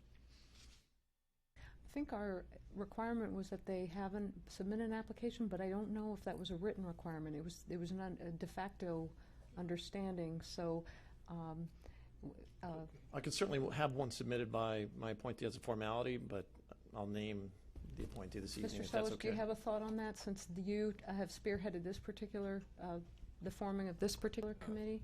I believe you're correct. I don't believe there is a specific written requirement that an application be submitted. It simply indicates that we will seek applicants, but it doesn't necessarily mean you have to be one in order to be appointed. Actually, I was saying the opposite. Oh, okay. That I thought there was a requirement, but so you're agreeing with Mr. Zane on that one, that you can appoint someone who wasn't, who didn't submit an application? That is my belief now, not having the policy right in front of me. I would be appreciated if he submits an application, and if it turns out I'm wrong, we'll obviously correct it in the future.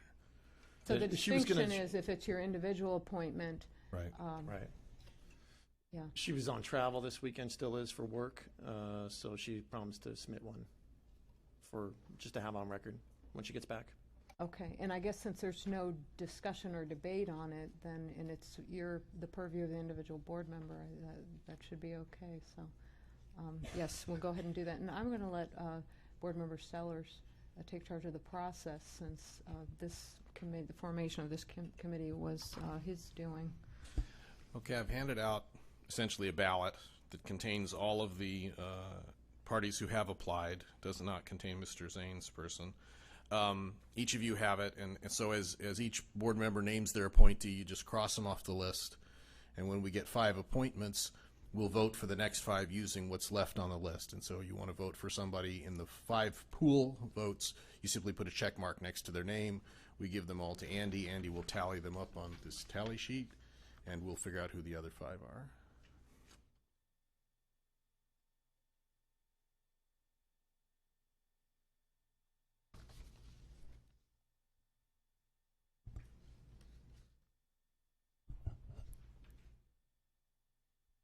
Are we starting out saying what the appointments are first, and then Yes, we're doing the ballot we of name 5? the discretionary appointees first, and then we vote on the next 5. So should we start from Sure. down left to right? Let me just name my down there? appointee now. Yes. Okay. My appointee is Lisa Briggs. Lisa Briggs is a former president and CEO of the San Diego County Taxpayers Association. She's an attorney, currently works for Sempra Energy or Utilities, whatever the proper company is. She is a parent with children in the district, and I think she'll make for a great appointee to the Budget Review Advisory Committee. She's on travel in Nevada right now, I believe, for business, but when she gets back, she'll submit her application.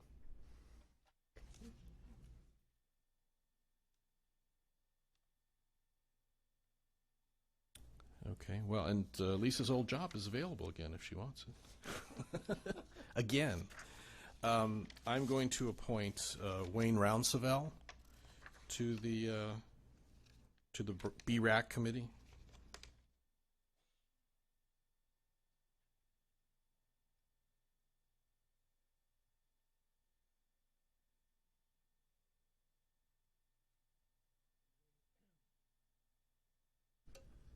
I'm going to appoint Mark Davis as my rep.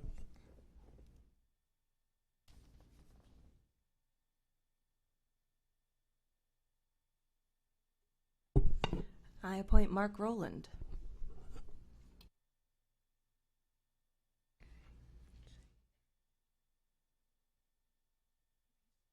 Not on, I don't know.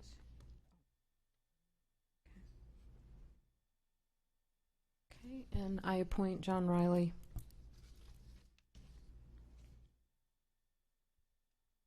Okay, Mr. Sellers, do you want to just explain the second half of the voting process? The second half of it is that you should have now, I believe, 9, maybe 10 names that are left unmarked, and so you can vote for up to 5 of those people who remain. You do not have to vote for 5, but you can vote for as many as 5.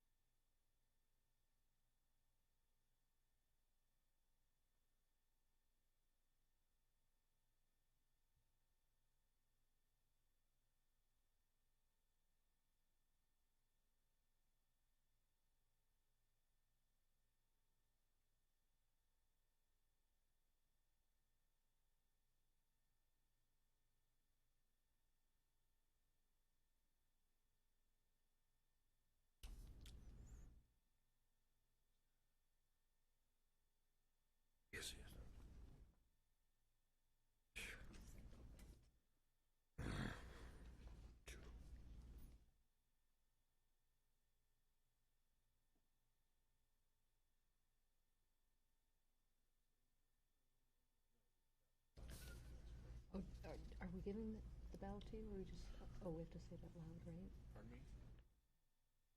Are we ready? Do we give them to you, or we just all say it We out give them to loud? Andy. Oh. Do you have a blank one? I think, don't we have to, I think we have to say them out loud, don't we, the votes? Okay. That or we can simply make the list available for people to read if they want. Either way is fine. Okay, I'll tally them up and then you can announce at the end. okay, just, might be hard to decipher. 2, 3, 4, 5. Good. Okay, while he's doing that, we can probably go on to the next item. While he's tabulating? Yeah. Yeah, go ahead. Go ahead with Needs the to next item, Okay, agenda item. actually, we'd be going out of order, the recess. Okay. I just said, yeah, I think, Okay. We can take 5 minutes if you like. Michelle's right though, I mean, we need to do a public voting, so I'm thinking maybe we should just each do our own. No, and then it's yes, and I'm fine with reading them if you want to do that. That's fine. Or you can simply make the ballots available for public inspection, which I believe accomplishes the same. Let's read them and Okay. tally it, because then it's a public tally. and- Okay, so let's let Andy finish counting them. Each person will read their Okay, ballot, that'll be sort of double checking, and then Andy can tell us who won. okay.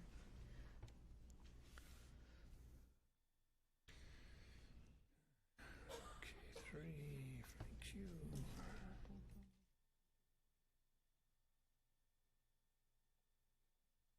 Do it now, or now?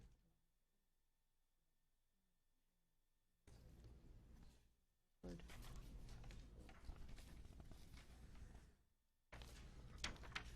I think it's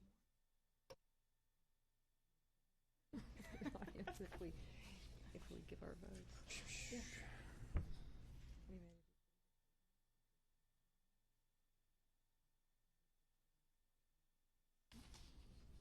There's no issue.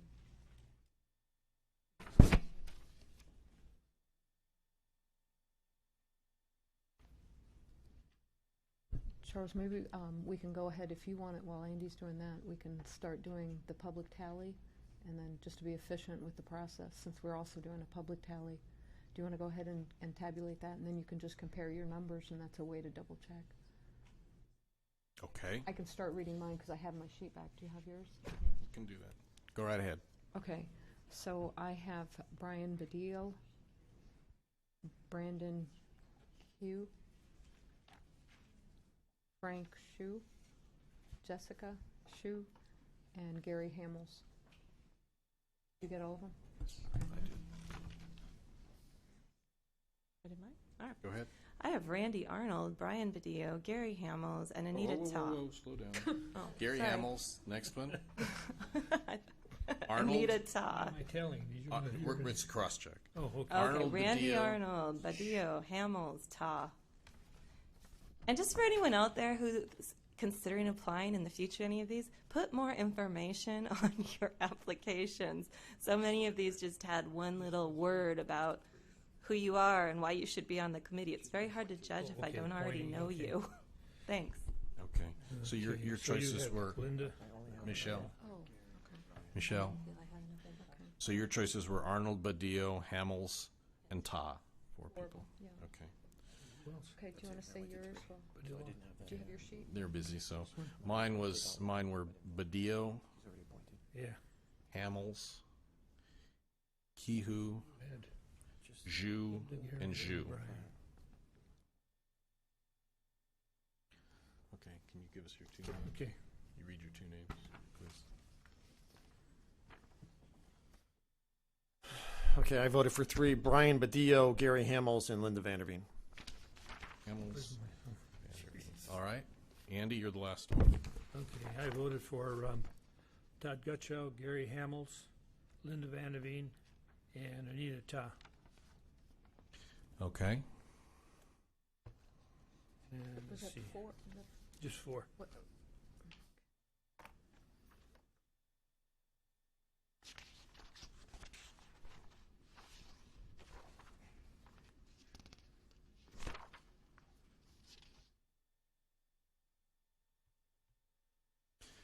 Okay, I show 7 people. We have 5 votes, 4 votes, 5 votes for Gary Hamels. I'm preceding Andy here. Go ahead. I show 5 votes for Gary Hamels, 4 votes for Brian Badillo, so they are elected. And I show the following 5 people tied with 2 votes: Brandon Kiu, Linda Vanderveen, Frank Zhu, Jessica Zhu, and Ms. Tah. Yep.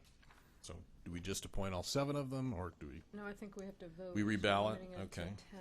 What's Yeah, that make a total? reballot. How many does that make a total for the ones we picked? It makes 12. 12? So we And have so to- the additional 3 would make it 15? No, we only have room for 10, and so we've elected 12, so we have to reballot among the 5. Well, no, the 2 top are out. They're in. Yes, but the remaining 5: Oh, Okay, who are the remaining 5? Kihu, Dia, Vanderveen, Vanderveen, Zhu, where's you? and Tah. So we have 3 spots left, so everybody gets 3 votes 3 votes. among those 5 people.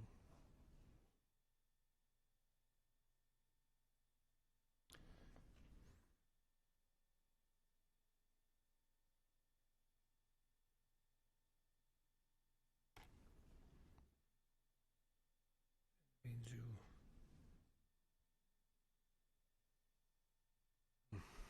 Okay, I'm ready.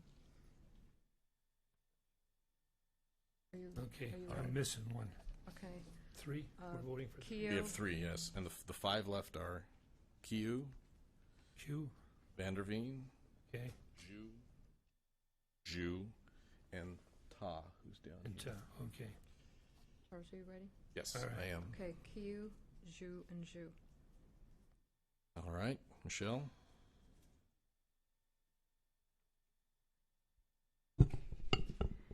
Q and Ta. Okay. And Vanderveen and Ta. okay, I'm going to vote for Kiu, Zhu, and Zhu. Q, Vanderveen, and Ta. Okay, we have Okay, 2 we're more now. we're getting closer. Yep, we have 2. Okay. Kiu Brandon Kiu is elected with 4 votes. and Ta. Ms. Ta is elected with 3 votes. So we now have 3 people left. 1 vote. And everybody gets one vote. Okay, give me the three. Vanderveen, Zhu, and Zhu. Vanderveen, June, okay. Okay, I'll go with Frank. Oops, sorry. Okay, so let me start over here. So we have, okay. Frank Zhu. Correct. Michelle.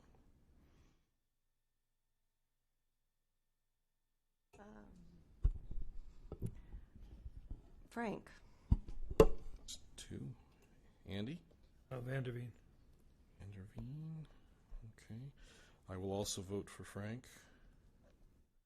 That's it. Yep. Please tell us your vote. Vanderveen. Okay. So Mr. Zhu gets the last spot. Okay. 3 votes to 2. Well done, team. Well done, pig. Yeah, we probably.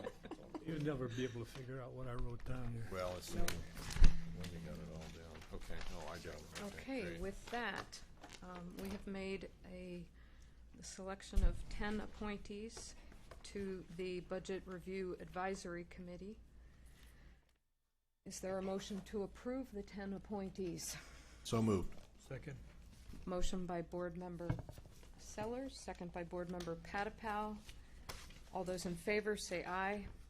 Aye. Aye. All those opposed, and the motion passes unanimously. Okay, we're on consent.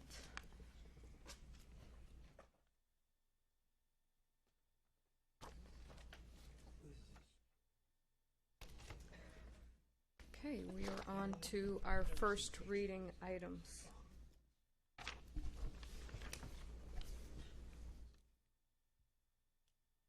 Agenda item F209, proposed 2015-16 Budget Act for Professional Development for Certified Employees, referred to as the Educator Effectiveness Program Funds. This is a first reading. Associate Superintendent Hogarth. Thank you, Madam President. Tonight, this is the first reading and an introduction to the Educator Effectiveness Program to be used for professional development for certificated employees and network training. We will prepare an expenditure plan once we have actually received the exact dollar amounts from the California Department of Education. Okay, so it's just a first reading, not an action item. Are there any questions or discussion on this?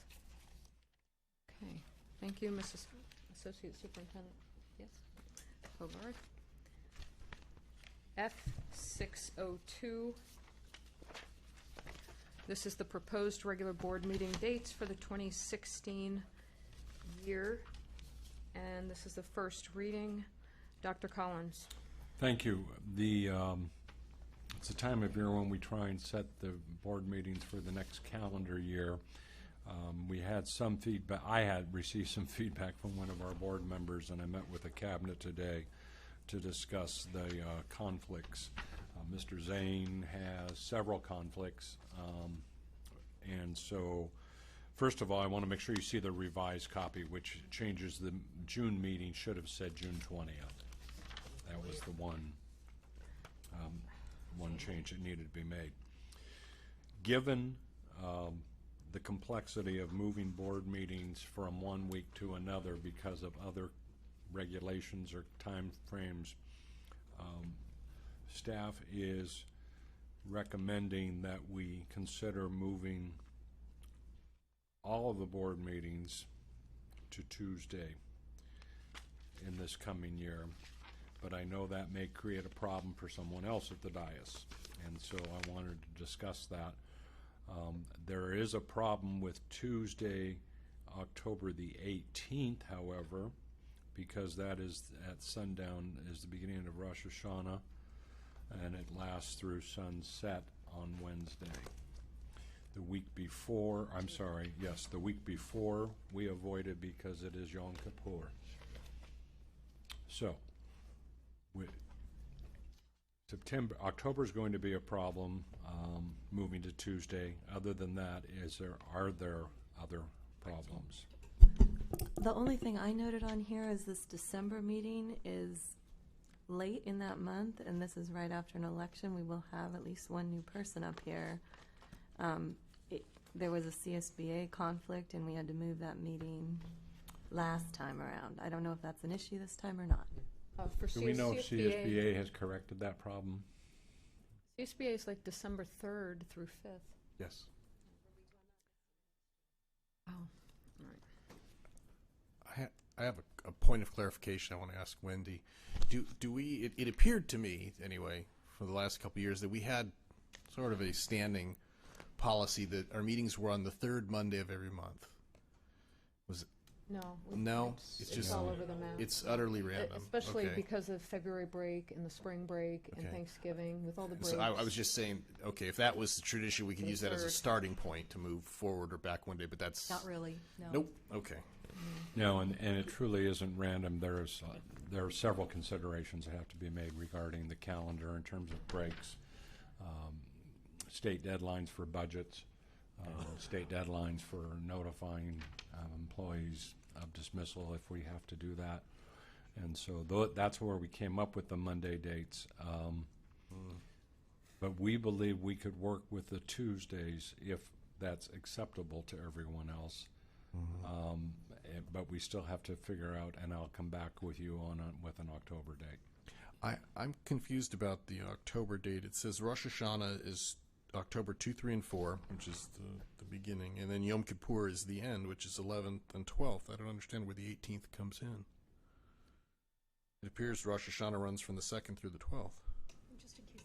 I believe the 18th was the date we were going to move it to because of both Yom Kippur and Rosh Hashanah. Yes, So we have an October date. if everybody's agreeable with the 18th. So this is not a problem? No. It's the Oh, 18th. It or solves this is the just problem. for our information, so we don't move it back or forward a week. Okay. So the 18th is okay? Yes. Okay, I apologize. I'm for one. I'm fine with all these dates. Yeah, I'm fine with all the Tuesdays. That's Are fine. you? Yes. Okay, then we will bring this back next month for your approval Okay. with the Tuesday dates in the posted agendas. Mr. Pujar, do you have any concerns? The pressure's on. Tuesdays work for me. That's good. Good answer. I just want to repeat. Good answer. I want to repeat real quickly my December concern. That's all. Okay, we will check on the CSBA issue. Thank you. And bring this back at the next meeting. Unless you do it right before. Okay. Thank you. Okay, thank you. And we are on to information items.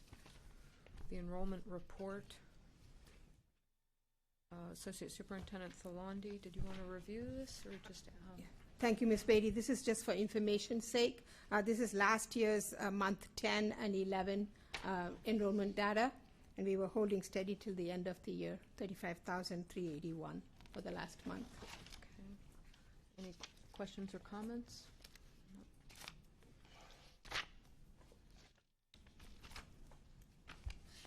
And complementing that is the 2014-15 regular education attendance rates, G312. Thank you, Ms. Theland. Thank you, Madam President. This is our attendance for last fiscal year, and we are holding steady. As I have mentioned before, the statewide average is 95%, so we are higher than the statewide average. We have also attached for your review 5 years' worth of average daily attendance data in the same report. Sorry, what was the statewide average again? 95%. 95. Okay. Any questions or comments? I just want to note that I asked a bunch of questions on this one, and I really appreciated the answers. Very thorough. Really, really great answer, including the plan of action to try and get those last 3% and reach 100% at school. And I like that kind of action plan. It really helps us as a board track progress and know we're spending our money well. And so thank you. Thank you is the bottom line. I had a question along those lines. Does the district do anything in the way of creating some sort of informal competition among schools to see who at the end of the year has the lowest absentee rate? And the highest illness? Yes, you just show them the numbers and it creates it itself. Thank you. Okay, G313, the Annual Investment Policy Review and Quarterly Disclosure of Local Agency Investments for Poway Unified School District, Associate Superintendent Theland. Thank you, Ms. Beatty. This is our report for June 30th, 2015 for all our funds, as well as the funds that are kept at the Treasury, as well as the local banks and credit unions. As far as the ASB accounts, we have reported them as of March 31st, because we will get the data from the schools a little bit later, because the technicians do not work in the summer months at the school. Okay, this is an information item. Are there any questions or comments on this? Okay. G314. This is the Transportation Support Services Update. Associate Superintendent Theland. Thank you, Ms. Beatty. At your request, Tim Purvis, Director of Transportation, has prepared an updated report, and he has broken it down into the transportation program in Poway Unified School District, because we do more than transport students. We have also written some, given you some background data on the financial information, as well as the ridership eligibility criteria. I know the board had some additional questions, and I'm going to ask Mr. Tim Purvis to come up to the speaker's table, please. Welcome, Tim. Did you want to start, or just have us ask you questions? Since this was an information item, first of all, good evening to the board. Since this was an information item, and I did my best to cover the high points of transportation and centered on student ridership and some history, it might be best if maybe you could ask questions of me, and I'll expand at your wishes. Okay, I guess I should start off. Thank you for providing the report. This has been an issue for me because I wanted to see us increase our ridership with 35,000 students, and around 10% of those riding the bus. So I wanted to find out if we could expand. Unfortunately, I know you and I and everybody else was hoping that the transportation grant would come through the state legislature. It seemed like it was going to happen, and then something happened.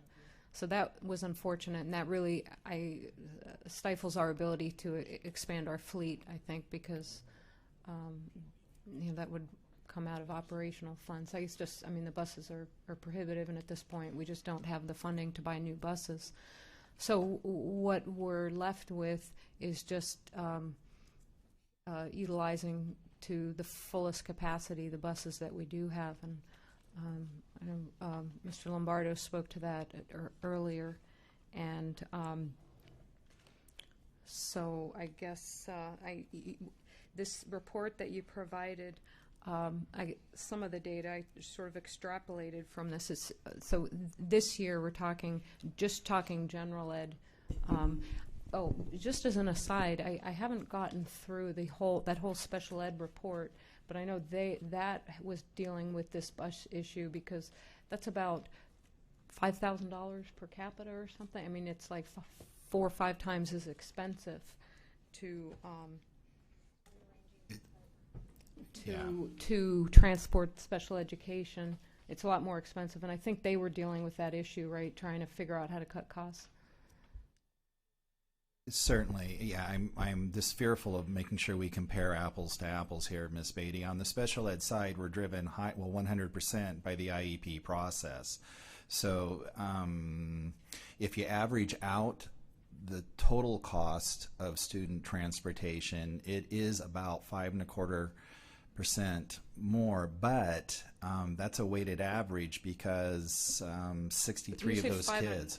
I just did the division on the 900 by the total costs, and or the total cost by 900. It was $5,666,000 per student in special ed. I'm just explaining that there's 63 some odd students there that go outside of the district, and will weight that cost considerably because of ride time. So I'm just concerned about making those comparisons in that manner is all. Or no, my purpose was just to mention, just kind of put that aside, because you all have already looked at that, correct, with that study with special ed and where efficiencies could be made. Right. That was our first step towards making efficiencies. We're going to continue to do that work in the years to come. And that was more around regionalizing our programs to us save some costs. Okay. Okay, so so our focus is on the general ed students. So 3,000 is the approximate number of riders. So Yeah. this aggregated number of the total income, I figured out from that about 1,800 students are paying students and 1,200 are non-paying. Yeah, your math sounds approximately correct. We have averaged, in the worst of the Great Depression, we went as high as 15.75%. Up until about the 500 mark on fees, we would stay at or under 10%. We've seemed to have leveled out at about 13 to 14.5% free ridership. In the total. Of the total on the home to school population. But if we have 1,855 students who are paying, and we have 1,145, that's like 40%. Well, you have I'm making sure I follow your question here. Right now, as we stand, where we ended last school year, let's use last school year's numbers. We ended at 14.3% free ridership, and we had 2,978 students as of the last day of school. There's a variance of about 6% in cash payers, give or take, through the sports seasons. Okay. Maybe the difficulty is because we just have a snapshot of aggregated numbers and it's not broken out, and I guess I'm assuming everybody's paying two-way or both semesters. Well, not necessarily. We have about using last year's number, we have about 70%, as I recall, that purchased on the incentive plan. So they purchased a full year pass. The remainder, of course, less the free, purchased a semester. Free ridership, we only permit approval one semester at a time, requiring that they qualify again at semester. Okay. Well, so Mr. Lombardo spoke that some of the buses aren't filled to capacity, and so I guess that's the area that we're working with for improvement, is how can we fill up all the buses, because that would be optimization. And so I know that, I don't know what year, but our eligibility zone was increased. You say decreased. Well, about a half mile further from the schools. Correct. There was a half-mile adjustment made approximately 5 years ago. It's 2.5 for high school, 2 for middle school, and 1.5 for elementary. And for the board's information, that runs a little bit under half of what we see statewide when looking at other programs, just so you know. So we're in the norm. There is no ed code stipulation because they don't mandate home-to-school transportation. So what we look at is what other like districts are doing. Most, well over 50%, or something greater than we are, or because they've eliminated in large part. Greater, like further out, like 3 miles or something. So we have a high school district that direction, and we have the state's largest high school district down south that it's beyond 5 miles. So that would allow us flexibility. Say if we're trying to find creative ways to increase ridership, and I would like to say I do, and it's mentioned in the report that the cost is prohibitive, and it got to a threshold. I think that 2007-8 period, it was about half or less than half the cost. I mean, the cost just has kept going up, and it was mentioned in this report that we got to a point where usually there'd be that 3 to 5 or 4 to 6% drop off, and then 3 to 5% the following year came back. And the last $50 increase, that didn't happen. So if it were possible, I just figured out, well, this was based on my numbers of the paid riders. If you drop the cost by $50, you just have to increase by 286 riders in order to break even. And then the question becomes how many seats are available, and then how do we get the kids on the buses? And if we could create a flexible policy, because certainly there are some areas of the district where the buses are full and there's no more room, and so we can't decrease the eligibility or increase the eligibility zone, but other areas maybe we could increase the eligibility zone, or offer the one-way passes, or any other thoughts to that? Yeah, several. And you hit on a lot of topics there. First of all, on the one-way pass, that costs the district money because we're losing half the cost of the pass, but yet we support the seat both ways. It's not 50% of those that desire a one-way pass in the AM and 50% in the PM. If it were, it'd be easily divisible. A majority of those from many, many years' experience are afternoon ridership for many parental reasons, mainly that of parents dropping their students off. So I wanted to address that.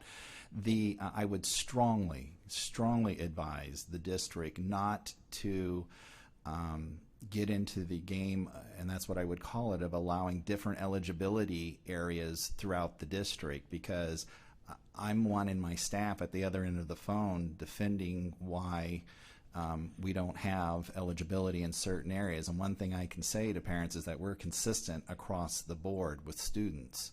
The only reason an eligible community would lose transportation is if we fell below the directed 50 students, and quite frankly, we let it fall far below that, as you heard an example early of, because it could be that that bus is needed elsewhere in the sequence of the route in the AM or the PM. We would not route a bus strictly if it were only loaded to that capacity throughout the entire day. There's also the issue of field trips I just want to enter into, because we try to keep a max load of buses where we have contract drivers to hit those 3,000 plus moves, 2,000 field trips, but they cause us to have more than 2,000 units to move those. As is, we're contracting about 12% of those. So it's a balancing act there. We can do those far less if we have the staff in place. Hence, we subsidize that to some degree with some units that aren't full. But if you follow that bus throughout the day, it's needed. And if it's not needed for capacity, it's needed to meet one of the 3 time tiers throughout the day. But is there any reason not to find ways to fill up the buses? If you have a bus that has capacity of 50 and it's driving 12? I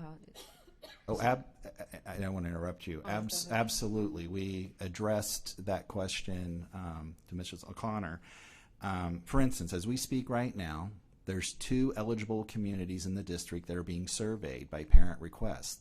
These are areas that once were serviced and they fell far below 20 students. Those figures right now are coming back with 8 interested parents in one case for Bernardo Heights and the Turtleback area, and another case in the Del Sur area. It's come back with 16 students. We're not going to shut those surveys off. That's one. We advertise both on the district website.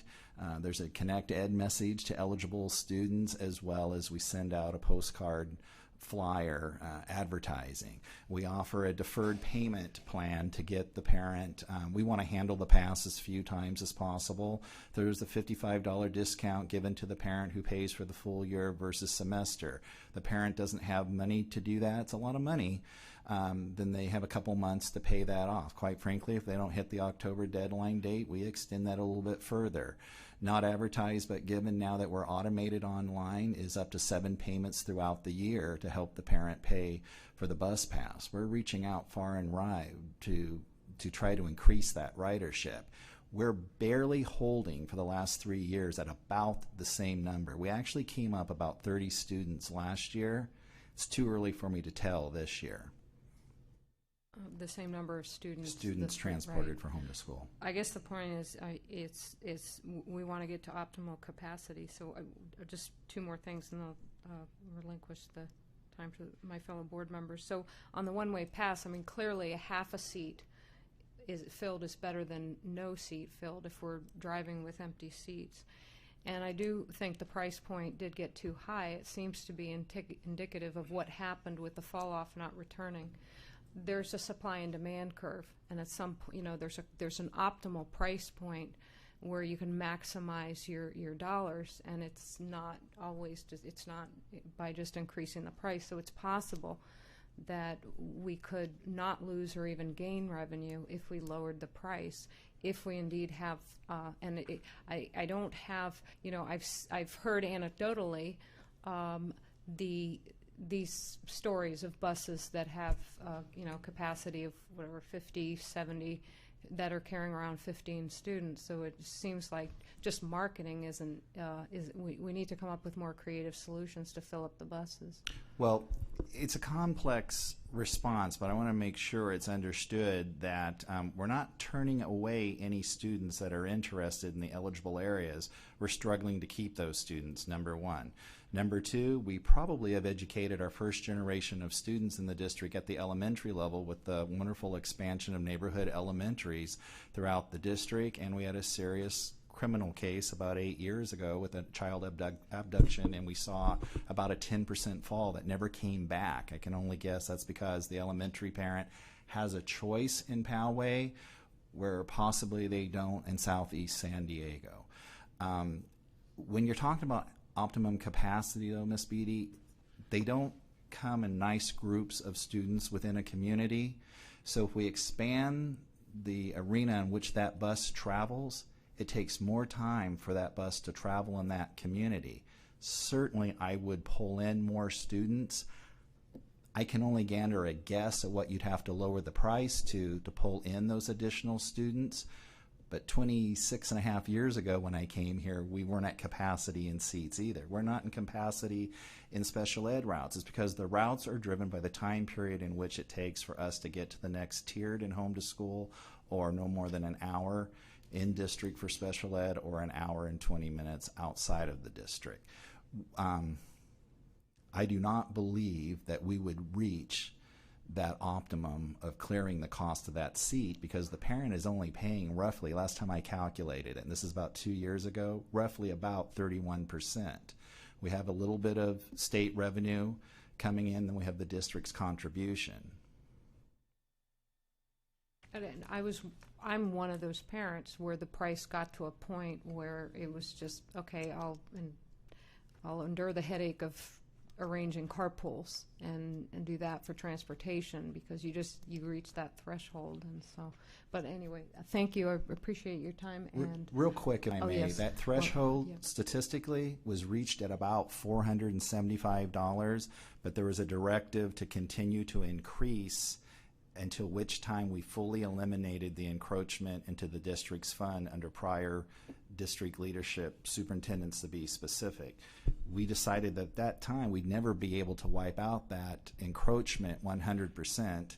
We tried at that time to live with about 800,000 to $1 million. Unfortunately, we reached the threshold on the 575, number one. Number two, there's been absolutely no increase in the state revenue. Matter of fact, there's been a 20% decrease about 4 years ago, but our expenses continue to climb. Okay. Thank you. All right, thanks. Thank you. And Board Member Sellers. I think that from the approach that we've taken to this paradigm, I agree with you on most points that we're trying to cover as much of our costs as possible. And there is a cost-benefit analysis that can be done that works in most cases. I think another part of it that hasn't been looked at yet is that you talked about encroachment into the district's contribution.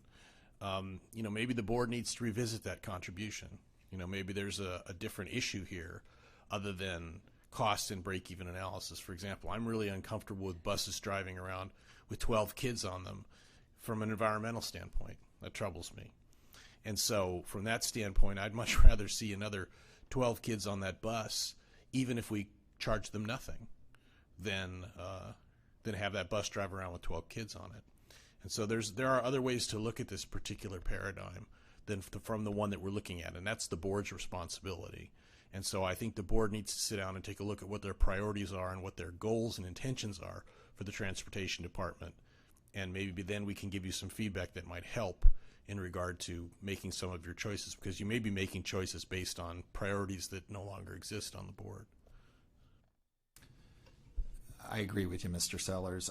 The priorities that I use and have used for about the last decade and a half are to try to keep the instructional funds in the classroom and keep the encroachment. Under John's direction and that of Malaga, I've been permitted to not only live with, but allow the encroachment to increase. The only added comment I would make is this is not a PUSD issue, Mr. Sellers. It's a state issue. As long as that funding formula that at one time, 2.5 decades ago, was 87% statewide average, has fallen to 32% as of last year. For PUSD, that's about 27.5%. Until that's fixed, that encroachment is going to grow regardless of what we do, unless the district's board prioritizes instructional monies to support a small percentage of the students' home-to-school general ed population. Well, I differ with the fact that it has to come from instructional monies. I consider every dollar we spend instructional monies. And so I think that in terms of, getting our children to class safe and on time is part of our instructional mandate. So I think that there are many places we can look to try and reallocate that hopefully will meet more than one need. Well, you don't have a stronger advocate to get kids in a school bus. It's 27 times more safe than any other form of ground transportation. Okay, Board Member O'Connor Radcliffe. I'd like to thank you. You gave us 2.5 pages in the green sheet. That was very interesting. And then you gave me another 2 pages, well, you and Ms. Theland, with all the questions I asked. So I really appreciate that. It was very thorough. I think my only comment I have here to my question, is there a plan to entice those last 32% of eligible riders that we have space for on our current buses? You had a plan that you told me about. It was very thorough again. I would only add the comment, and by no means a directive, but a comment that it seems to me, based on Mr. Lombardo's comment during item C, that you might find that there are interesting ideas that come from the drivers, and I'm a little surprised that they haven't been asked. So that's my only comment. Thanks. Would you like to address that issue, Mr. Purvis? Or not? You can ask 150 folks for an opinion on scheduling. They're going to give it to you. I have a pretty bright scheduling staff of 3 schedulers using a very intricate software program. I don't want folks walking around thinking that we schedule a bus to transport 12 students and it does nothing more throughout the day. That is not what we do. Okay. No. Yeah, and I think that's understood. We do, we have the school district-wide Innovation U. Maybe there can be, department. I want to put the spotlight on you, but department specific Innovation U's to sort of have popular ideas percolate to the top. I pride myself on communication with 185 employees and think I've done historically a pretty good job with it. I have an open door policy. Many of my staff have not been shy to come in and share with me, and we've gathered numerous good ideas through that staff coming in to supervisors and myself, as well through the district's collaborative labor relations process and negotiations. Thank you. All right, and thank you again for your report. Are there any further questions on this agenda item? All right, thank you, Mr. Purvis. Thank you. Thank you. Thank you. Okay, agenda item G502. And this is the update on Stone Ranch project. Associate Superintendent Theland. Thank you, Ms. Beatty. As you know, we have started working on the project to expand our Stone Ranch Elementary School with a 2-story permanent facility and a single-story classroom facility on existing buildings. I just wanted to update the board on the work that Ms. Burgoyne and Mr. Tarantino have been doing. Though the projected opening of these 2 buildings is August 2017, there's a lot of preliminary work that has to take place, and they have started that process. So we've made a listing of the technical work that has to be done. The delivery method, we have not decided upon that as yet. We would like to have discussion with the board and then decide on that. So that's where we are right now. Oh, when you say delivery method? That would be the construction process that we would be using, whether it's leaseback, or general contractor. There are 6 options that we can choose from, and we want to give the information to the board so you can direct us on how you would like it done. Are there any questions? I just had one question. So when we went out there, we talked about the 2-story building. So this is the two-story permanent facility, and that's the one that houses the 18 classrooms? Yes, yes. The two-story will have the 18 classrooms, and then there are 2 single-story classrooms as well. I think I'll have Mike Tarantino come up. Because the 2 single stories, I'm not sure what that is. That new? Mr. Tarantino. Good evening. Good evening.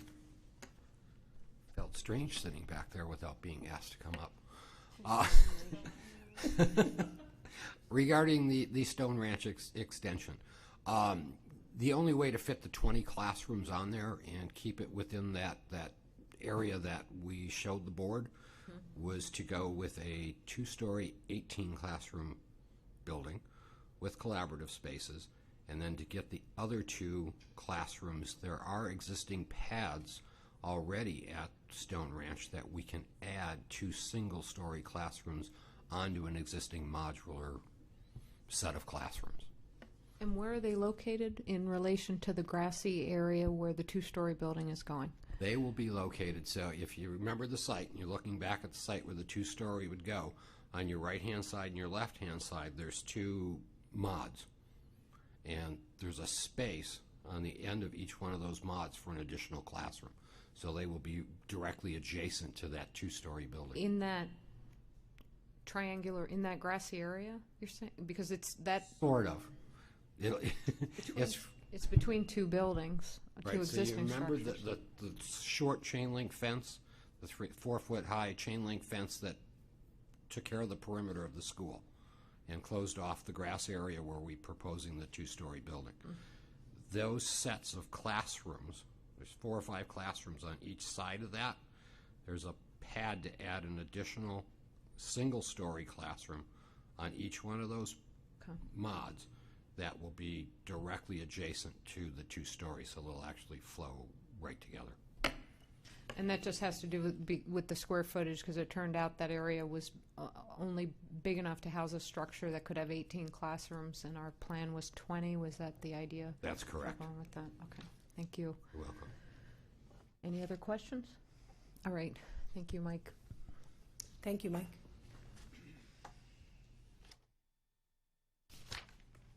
Agenda item G503, Annual Investment Policy Review and Quarterly Disclosure of Local Agency Investments for Community Facilities District Numbers 1 through 16. Associate Superintendent Theland. Thank you, Madam President. This is the report for the 2014-15 cash accounts for the CFDs as well as the improvement areas in our district, and this is as of quarter ending June 30th, 2015. Any questions or comments from the board? Okay, no questions or comments, so we will move from that agenda information item to new business for board members. Is there any new business from any board member? Okay.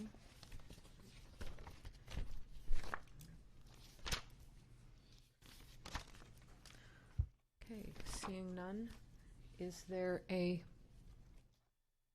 Mr. Zane, would you like to note the time? Is there a motion to adjourn? Die for lack of a second, or we're going to hang out, right? Motion to adjourn. Is there a second? Yes, please. A motion by Board Member Zane, second by Board Member O'Connor-Ratcliffe. Any further discussion? Meeting is adjourned. Probably don't need a discussion. I thought we